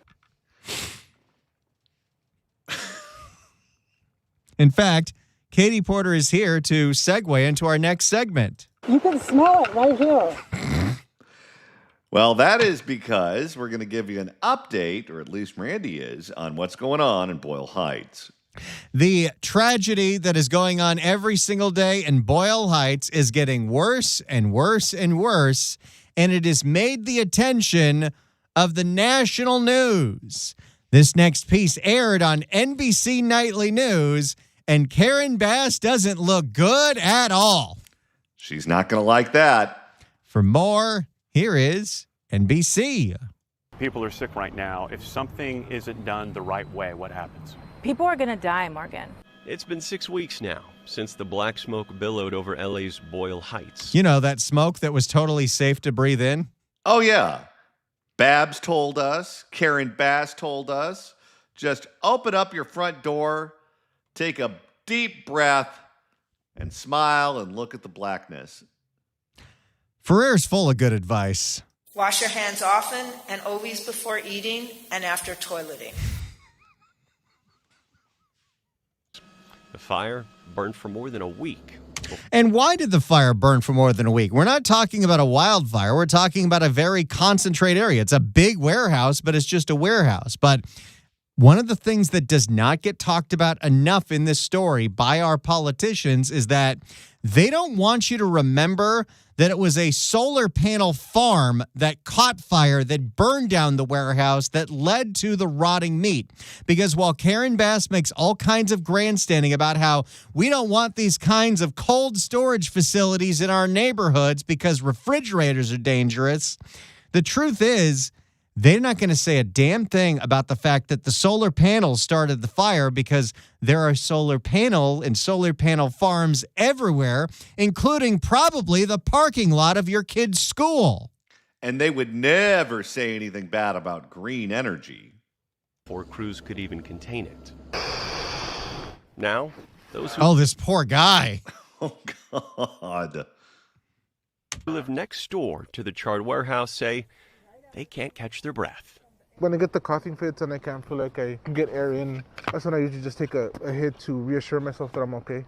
This guy's got to walk around with a floating oxygen tank because of this. And keep in mind, Ferrer told him that this was perfectly safe. Not just Ferrer, but the mayor of Los Angeles. It's not a namsy-pamsy thing. Who said, shelter in place, you'll be fine. The fire tore through a massive warehouse owned by cold storage company Lineage. Left behind more than 80 million tons of raw There it is again. Oh, God. Chicken, fish, and beef. I just had to get away from the shot, but whenever anyone's putting this story together, whether it's for the local news on Fox 11, CBS LA, or the national news, you got to get that shot of the rotten pig foot. So gross. All of it rotting next door to hundreds of homes. On the day we drove in, the temp already topping 90. You get that? It's been hot, and it's been hot and humid, which is real bad for the stinking air. You can smell it right there. Wait, hold on. You can smell it right here. I'm a prop comic now. Summer heat combined with that contaminated food, bringing the flies. It's like this gross, melting chemical nightmare. This is, I bet, not the story he thought he'd get picked to do. Nope. Guess what? You're going to Los Angeles. Really? Yeah. What am I going to do? Cover the Oscars? Cover the Emmys? Cover some kind of celebrity event? No, you're going to Boyle Heights, where you can smell it right there. Well, and this is a national correspondent. This guy's probably used to going to like an earthquake in Haiti, and it's not as bad as this. Now in this working class, predominantly Latino neighborhood, as if the smell and the flies weren't bad enough. The flies that spread diseases to anyone that has an open wound, and apparently it's worse than that. How is it that it's not obvious to everyone that these people are all going to get cancer? The Samaniego family are all battling different symptoms. They say stem from the fire. Last night I had to go to the hospital because I was having a lot of breathing issues. They had determined that due to the environmental factors that my respiratory issues were most likely caused by the pollution in the air. You don't say. Nosebleeds started around roughly a week after the fire. To the doctor, they told me that it was because of the air. The air was bad. I seen him with this nosebleed and the bathroom sink filled with blood. It's like... Holy cow! Okay, keep in mind, they all go to real doctors who tell them it's because of the air that they're breathing in and the environmental disaster that they live next to, and the fake doctor tells them it's safe. Well, just take a little Tylenol. Yeah. This is not right. It's inhumane. Just a few blocks away, registered nurse Alexander Panis is seeing the fallout firsthand. Panis. Just get that right, everybody. He's now treating up to 15 patients a day with symptoms that he says are strikingly similar. Headaches, eye irritation, nose irritation, nasal congestion, throat pain, and cough. Some of them have been vomiting from the smell. Oh, boy. Well, that one guy was dry heaving. Remember that? Oh, on Matthew Sedor's report, the guy who owns the car repair shop that's across the street from Lineage that got all of his cars towed during the fire, and then the city of LA sent him a bill. Treatment helps, but Panis says only goes so far when the very home's patients... Even Dr. Panis says this is not enough. What do you think junior high was like for him? Well, I feel his pain. ...are living in are next door to the rotting remnants, still inside the warehouse. If there's like a significant group of people complaining for the same thing like over and over, like, you know, that is a cause for a concern. That concern sent this group of residents to the County Board of Supervisors this week to vent frustrations about the impacts of the fire. Just because this is a private company, they can't take their own sweet time to removing this. Hey, everybody, it's America's worst mayor, Karen Bass. Many of them are angry with LA Mayor Karen Bass, who didn't issue an evacuation order after the fire. Instead, she declared a state of emergency and told residents to shelter in place. It is not necessary for mandatory evacuation. Yes, it was. If Nithia's people know what they're doing, that will be in every single attack ad. But Nithia's on the council. Nithya didn't call for an evacuation. Well, she could say not her district. There's Isabel. Isabel, DSA, by the way. She didn't call for an evacuation either. Is the air dangerous? No, the air is not dangerous. Oh, come on. This is what she said when she was telling residents they did not need to evacuate, who now have all kinds of health complications. She can blame the cold storage facility all she wants. This was all on her. She could have sounded the alarm, evacuated the neighborhood the same way that Orange County evacuated Garden Grove when they thought the bomb was going to go off a few weeks ago, but they decided not to do that. That guy who lives next to the fire looked like he was going to die in the middle of that interview. They need to be evacuated. If people continue to breathe this air, they're literally going to be sick. At some point, something's got to give. But evacuating requires money. Airbnb has already pledged more than $1 million in temporary stays for residents. And some of that has to go back to Airbnb when you don't pick up the towels on the floor. And Lineage has offered hotel vouchers. But residents told us that it's only a Band-Aid type solution. As of last weekend, about half the debris had been cleared, according to Lineage. Now, many want to leave until the entire mess is cleaned up. We don't have either the resources, the funds, or the capacity to do so. As a mother, I feel defeated because there's so much that only I can do and provide. For Rosa's family, their first week away was at a shelter. Then vouchers covered a hotel. Airbnb housed the family for the next 10 days. But now? This is such a pathetic response in the middle of an emergency. It seems like a complete nightmare. They're back home with no health insurance, frightened for what comes next. So these people who are suffering all kinds of severe health problems from the smoke that they inhaled that Karen Bass said was safe, even with everything that's being offered, it's not nearly enough, and now they're back in their house because the voucher ran out. I don't know if I'll go back to the hospital. I don't think I want to leave my family with any medical debt. I would much rather prefer to die than to leave them with a debt like that. That is dark. Oh, God. How old do you think he is? I can't tell because of the mask. Do you believe He looks like a pretty young guy. you will be okay if you stay in your home? No. No. No. No. If in such a short period of time we're getting sick, now if we wait for a longer time, how much sicker are we going to get? Now, earlier today, we did hear from the office of LA Mayor Karen Bass, who stressed that the city's launched mobile health clinics throughout the impacted areas. Yeah, those are the ones that Barbara Ferrer runs that are giving people Tylenol.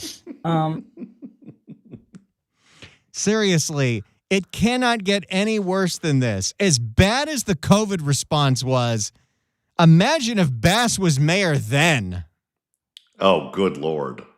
I mean, I know she's a better rhymer than Garcetti, and Garcetti was a joke. I receive things on both ends. But she is so unbelievably incompetent, and it is way beyond anything that LA has ever seen. Well, part of this is her fault because she should have never run for this job because she doesn't have the skill set. But part of this is on the voters because they had an opportunity to vote for Rick Caruso over her, but they chose her over Caruso. Well, okay, that's your choice, but there are consequences to that. If competence is something that's not relevant to you as a voter, you just want to vote for someone who believes like you, then fine. Don't expect them to competently handle an emergency then, if and when one pops up. And that's what happened here. This is a genuine public health and environmental emergency. And you have someone who's not capable of running a city the size of Los Angeles in charge. What do you expect her to do? This is her level of competence. It's not getting any better. And by the way, this was her level of competence when she was elected the first time around. What did you expect to have happen? And regarding Lineage's permit to rebuild filed recently, the mayor said this corporation has devastated Boyle Heights and East LA. I can't believe they would even think about starting the rebuilding process while they haven't cleaned up the mess they've created. Lineage. One of the things that we found out in that press conference on Friday that we played for you is that one of the reasons this cleanup is taking longer is they can't get enough landfills to take all the stuff because the county is not being helpful. So where's it all supposed to go? Because if they're only taking it all to El Sobrante and Corona, just the backup on the 91 freeway alone is going to slow down this cleanup. For its part, told us they've removed more than... You imagine if you're on the freeway behind one of those trucks? You better pass them. 60% of the food waste, adding they continue to use aggressive odor and pest control measures, monitor air quality conditions, and are committed to doing everything we can for this community as part of the recovery until that cleanup is completed. We thank you for... So there you go. National coverage of the disaster that we're dealing with on a daily basis in Los Angeles, in Boyle Heights, at this warehouse facility. People have run out of their limited time at the Airbnb and the hotel. They're suffering all kinds of health consequences, and the mayor doesn't give a damn. The board of supervisors for all of East LA, Hilda Solis, doesn't give a damn. Barbara Ferrer doesn't give a damn. Gavin Newsom doesn't give a damn. He hasn't even shown up. These people are left on their own. Gavin Newsom and Javier Becerra have not shown up to Ground Zero. And I know I mentioned that before. We talked about that with John Fleischman. I think it's really important to point out because these are people who pat themselves on the back and talk about what environmentalists they are.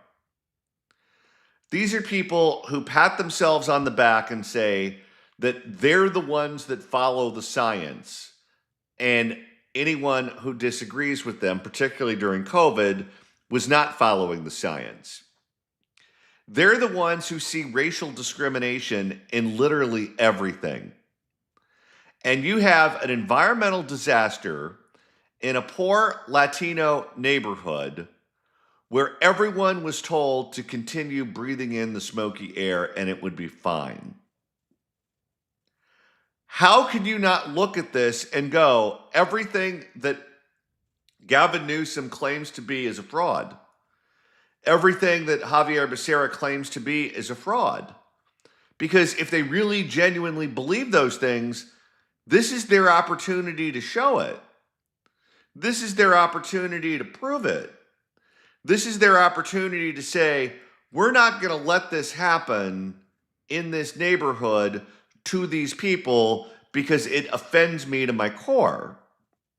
They had the opportunity to do that, and they chose to ignore it because they do not want the pictures of themselves at Ground Zero getting screamed at in English and Spanish by the residents, being shown all of the physical deformities that these people now have because of the environmental situation in that neighborhood, and having to wear a mask or plug their nose because of the smell or whatever. They don't want those images to exist. So if they just ignore it, then they figure they can get beyond it.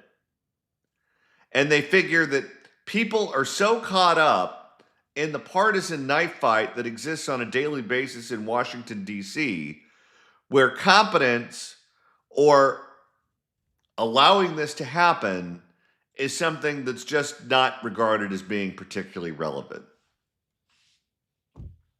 That's the latest from Boyle Heights in a segment we really don't want to have to do every day, but unfortunately we do, because here we are over a month and a half later, and you can smell it right here. It's the John Phillips Show.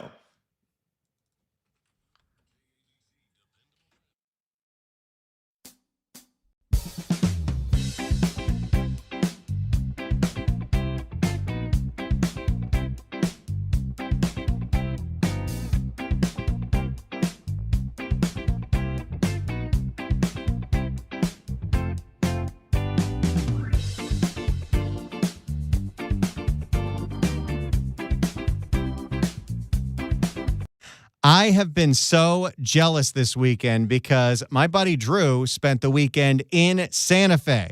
He had dinner at the compound, and I saw it, and it looked incredible. Had dinner at Market Steer Steakhouse, one of my favorite restaurants of all time. Went to Joseph's Culinary Pub, and I looked at the menu. I need to try that place. They walked up and down Canyon Road and looked at the art. They went to my fancy gentleman's store, Lancaster, York, on Palace. They making me jealous all weekend long. Santa Fe is a beautiful place, and I've been going there 4 to 5 times a year for the past decade. So I know a lot about it. It's one of the few things I consider myself to be an expert in. If you're ever thinking about going to Santa Fe, send me an email at randywangradio@gmail.com, and I'll tell you all my favorite spots, my favorite restaurants, museums, stores, what have you, places to take your kids. I'll give it all to you. You can also get the free visitor's guide by going to santafe.org, and there's a free daily flight from LAX to the Santa Fe Airport on American. So go to Santa Fe.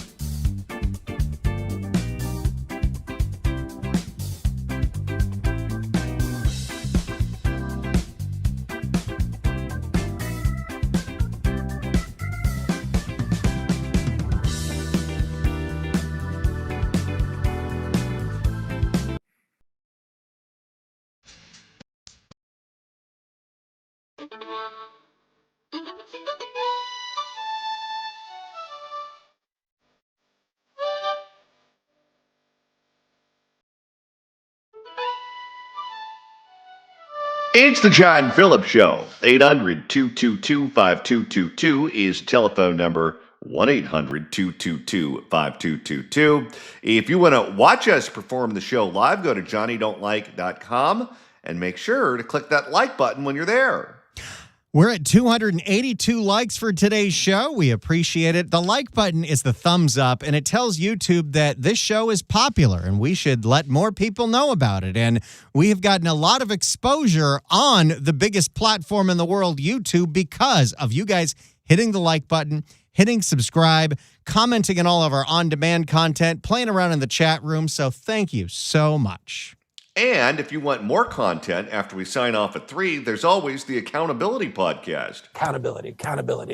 There's tons of on-demand content right here at johnnydon'tlike.com, including our weekly exclusive show, the Accountability Podcast, stuff that you're not going to get on the radio. We've got 5 episodes so far, including why we think Gavin Newsom will never be president, including Karen Bass and Barbara Ferrer getting cussed out uncensored in Boyle Heights, and including Kamala Harris thinking about running for president. If you haven't seen any of those episodes, well, we're signing off in 30 minutes. You got like 4 hours of content there, so go check it all out at johnnydon'tlike.com. Right below the live show, you'll see Accountability Podcast, and there are 5 whole episodes for you to check out, and we'll have a brand new episode that premieres on Wednesday at 3 o'clock.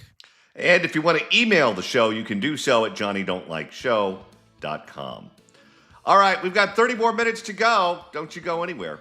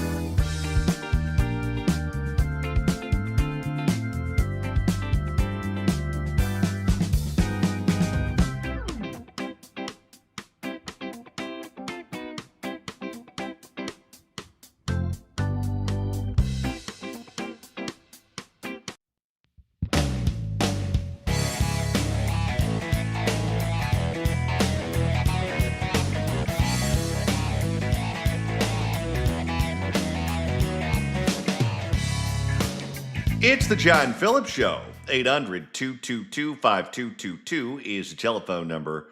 1-800-222-5222. If you'd like to email the show, you can do so at johnnydon'tlikeshow@gmail.com. That's johnnydon'tlikeshow@gmail.com. And Randy, you're monitoring the mailbag. Listener DBW writes in at johnnydon'tlikeshow@gmail.com. Thank you for calling out the fact that this was partially the voters' fault. You should do that once an hour every single day until it finally sinks in. And Randy, if you're not watching us live but want to, that's easy to do. We're doing this live on video every single day at johnnydon'tlike.com. That's johnnydon'tlike.com. Takes you right to the YouTube channel where you can subscribe. If you log in and you hit the subscribe button, all of our stuff pops up on your feed. You can hit the like button. There's a bell button that'll get you notified every single time we put up new content. And when we sign off at 3, there's all kinds of on-demand content, the best segments from the show, the accountability podcast. So you've got nothing else. If there's nothing else you ever need to watch or listen to again, we've got so much content for days and days and days. All right, let's get an update on Proposition 43. Proposition 43, also known as the Save Prop 13 Act, is going to be on the ballot. It's a little different than what was being passed around in the signature gathering phase because HJTA had to make a deal to make sure that there were no poison pills and no bills to try to kill this thing. But what is on the ballot seems to have widespread support. So let's find out how you this November can help save and strengthen Prop 13 with Prop 43.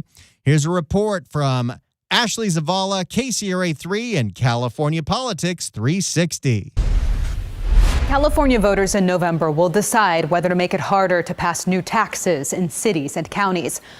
I can't wait to see who's going to oppose this one. Supporters of Proposition 43 say this will protect communities from higher taxes. Critics worry about the future of key services. It will close a loophole that was created by the courts. John Capal with the Howard Jarvis Taxpayers Association is the reason why Prop 43 is on the ballot. We're on a train wreck path right now, and the last thing we need to do is start raising taxes or make it easier to raise taxes. Proposition 43 makes it harder to pass special local taxes that are proposed by citizens or special interest groups. See, there was a court decision a few years ago that allowed not the government, but any kind of special citizens initiative, which could be a union via the government, to put a tax proposal on the ballot. And because it was a citizens initiative, it only needed a 51% support, not the Prop 13 mandated 2/3 support. And that's how we've snuck in a lot of tax increases over the years. If this passes, it goes back to 2/3 for all of it, which makes a lot of these a heck of a lot harder to pass. And it would provide all kinds of protection for California homeowners and taxpayers because we know what the California electorate is like. Special taxes are dedicated to a specific purpose instead of general government use. Right now, local governments like your city council or county supervisors can propose a special tax, but voters must pass it by a 2/3 vote. But if a citizen or special interest group gets a special tax on the city or county ballot, it only needs to pass by a simple majority vote. This happened. And by the way, this is something that happened in San Diego in 2024. San Diego City and San Diego County put forth tax increases that both failed. So they figured, well, how about this time around, we get a union to put it on the ballot instead of the government, and then we go down from a 2/3 to a 51%er. Recently in Los Angeles, voters approved a citizen-led mansion tax to help with affordable housing and homelessness programs. How's that working out? You know, just when you think the city of Los Angeles, the voters can't hit rock bottom, boy, we just keep going lower and lower. Well, and this was the so-called Measure ULA mansion tax. What turned out, it was a real estate transfer tax that affected any property worth more than $5 million, which was every apartment building pretty much in the city of Los Angeles. And in a housing crisis has completely killed development in the city of Los Angeles, and they know it. And even when the politicians like Nithya Raman tried to amend it, they got shouted down by the DSA people that said, no, we need it. We need this money. And you want to know where that money goes? It goes towards nonprofit eviction defense law firms like Bet Zedek that sue the city of Los Angeles to make sure nobody gets evicted. We're paying people to sue us. Just awful. It passed with 50. I've said it before. I'll say it again. Oakland is a terribly run city. LA is worse. 8% of the vote.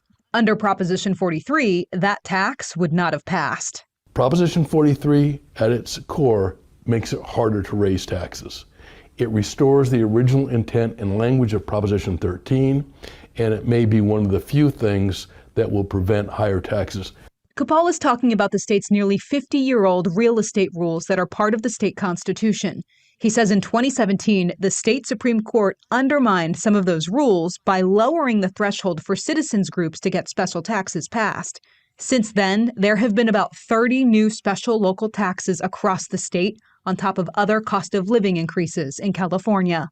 Government is a growth industry in the state of California, and unfortunately, it is resulting in California having a very hostile reputation nationally. Also, it's never enough. The California state budget is 1.5 times larger than it was 7 years ago.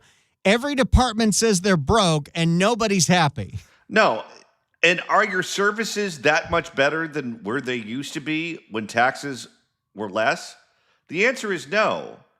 The services that you receive are worse today than they were in the 1980s. Yet the cost to run the government has shot through the roof. Firefighter and someone who serves the community, Proposition 43 as it's written, it actually takes control away from the communities we serve. No. They're going to try to put the firefighters in front of this thing because there is a firefighter special tax that's going to be on the ballot of the city of Los Angeles. It's not on the voters to have a special tax to fund the fire department. That's what the basic general fund is supposed to be for. If they don't want to fully fund the fire department, then we need new politicians that will. Sacramento area firefighter Trevor Jameson says Prop 43 could put the future of local key services at risk. Right now, the majority of voters have the ability to direct the way their local resources are used through. Yeah, and if you vote for a special tax for the fire department and a special tax for the police department, what do you think that tells the politicians? Oh, I can defund all my general fund money now. California voters also overwhelmingly approved Proposition 13, and this is fixing something and making it consistent with what voters passed when they approved Proposition 13. Voters could be schizophrenic at times as to what they believe in. Citizens initiatives. The Supreme Court found that to be legal. I think what this is trying to do is undermine the Supreme Court and take away local citizens' ability to have their communities be served. Now, this guy's obviously a firefighter union guy. When we talk about these tax initiatives, tax hikes to fund the fire department, how much goes towards fire trucks, fire engines, firefighters, and how much goes towards the pensions? That's a very good question. And also, you need to look at the overall budget of the city.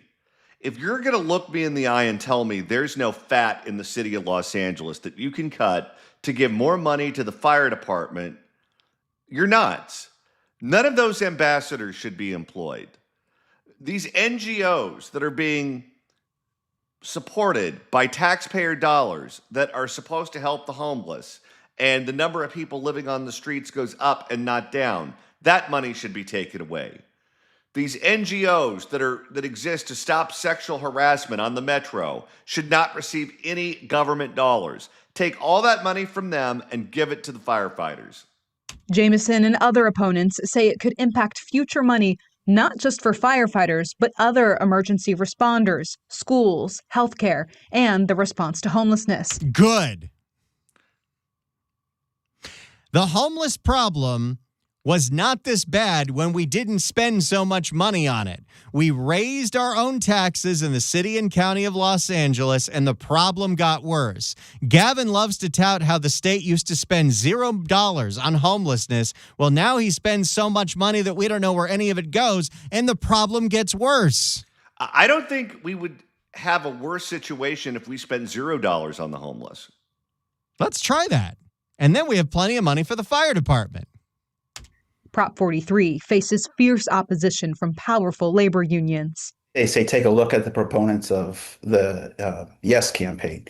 I believe those are driven by special interest, big money groups that are not really looking out for working families.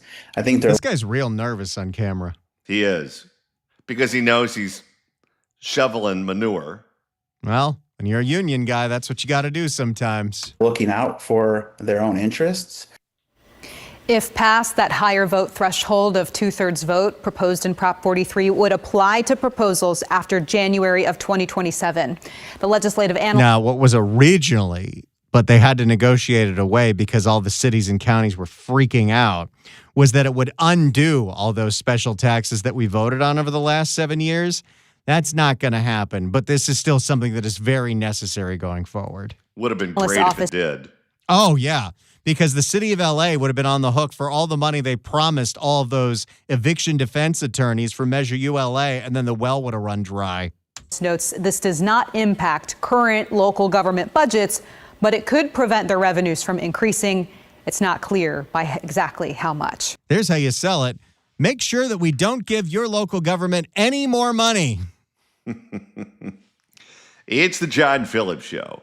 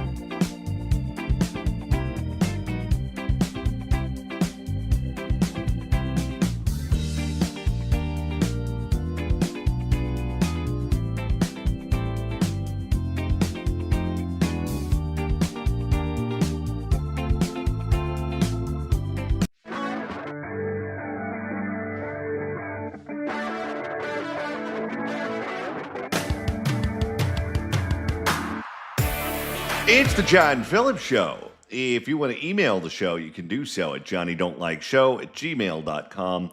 That's johnnydon'tlikeshow@gmail.com. And if you want to watch us perform the show live, you can do that at johnnydon'tlike.com. And when you're there, make sure to click that like button. All right, here with an update for us between the rent dispute involving the Oakland Roots in the Oakland Alameda County Coliseum, Mr. Randy Wang. We've got deadbeats for a soccer team in the city of Oakland. And we still got our Oakland A's, baby. No, you don't. For more on the homeless soccer team that is really getting close to getting evicted, here is KPIX. It has so much history. We've had Steph Curry here, Draymond Green. That was a long time ago. Isn't it sad that when the Warriors got good, they moved away? Hey, they played in Oakland during the Chris Mullin years. Coliseum has always been where the city's biggest sports memories were made, but now one of the last professional teams to call the venue home is facing an uncertain future.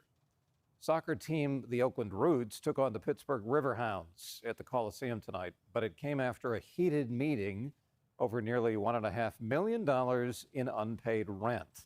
They'll pay you someday. First, they got to sell some tickets. Don't count on that happening anytime soon. Maddie White's got the story from Oakland.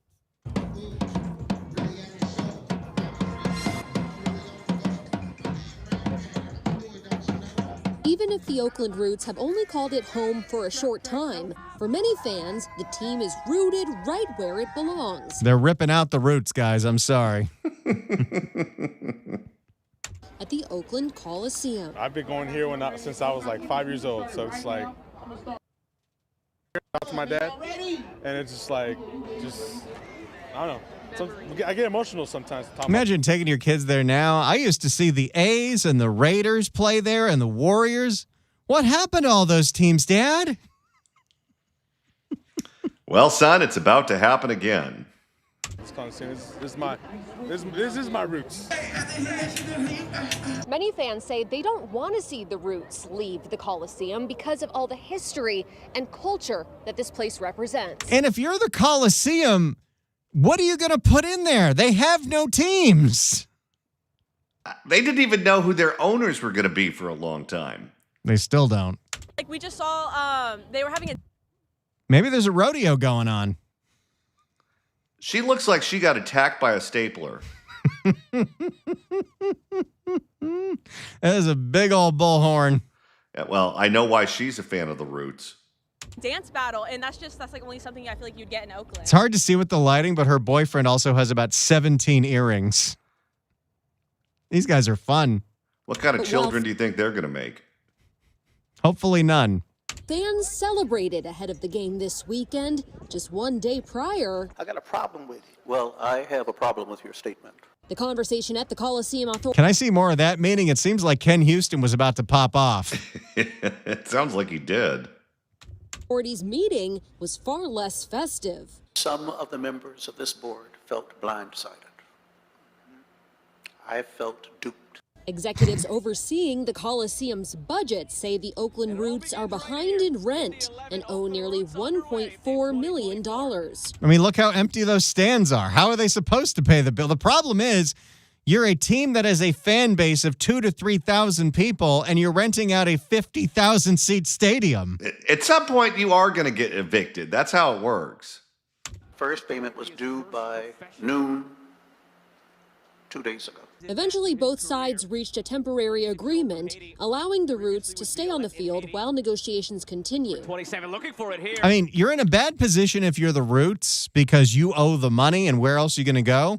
But I think you're also in a bad position if you're the Coliseum because this is literally the only game in town. No, there's no one else who's going to rent out that building. But the club has also said this is expected to be its final year playing at the Coliseum, citing the high cost of operating the aging stadium. It's really nice for us to all come together. It's really sad. I cannot get over that nose ring. Who thinks that's attractive? Steers? ending now. For supporters, we are rooted in Oakland. Not much longer. Have the fun while you can. They're going to replant you in Vallejo. Keeping the club in Oakland matters just as much as keeping it in the Coliseum. We always got to have an Oakland team here. I feel like it brings inspiration to everyone here. Whether the Roots ultimately stay at the Coliseum or find another home, fans say the city of Oakland has already lost too many teams. They're hoping this Unfortunately, this is the thing that Oakland is known for. Losing sports teams. Well, and can keep RVs being on fire. That too. Well, there is that. You may be frightened, and I know how you feel. its roots where they believe they belong. That is Maddie White reporting. The Roots say that they've paid for this weekend's game and plan to pay off what they owe by the end of the season. Yeah, I wouldn't trust that. Not they will. We plan to. Now, Johnny, real quick before we get out of here, we also have an update on the only other sports team in Oakland. Oakland Bees! They changed their name for a pot event. To be an Oakland sports fan is to know the highest of highs and the lowest of lows. First, the lows. The A's, the Raiders, the Dubs, they have all ditched the town. So sad. Who are the Dubs? The Dubs, the Warriors. Oh, okay, I see. Greener pastures. The A's unless they had a lacrosse team that I didn't know about. Basically gave Oakland the finger when they opted to play in Sacramento. Also true. They waited for their ballpark in Vegas. Screw you. We're not going back to the Coliseum. We're going to the River Cat Stadium in West Sacramento. Hey, I saw 3 games there this summer. It was nice. Did the Angels win any of them? Yeah, 1. You know, the one that is still being built on the Strip. Instead, Oakland has their own smaller but beloved local teams. You've got the Roots, the soccer team that has been playing in the Coliseum and is not much longer, searching for its new home. And then you've got the Oakland Ballers, the independent baseball team, made its debut 2 years ago in the Pioneer League. And last year, Pioneer League, which mostly is comprised of teams from Idaho and Montana. Oakland Bees!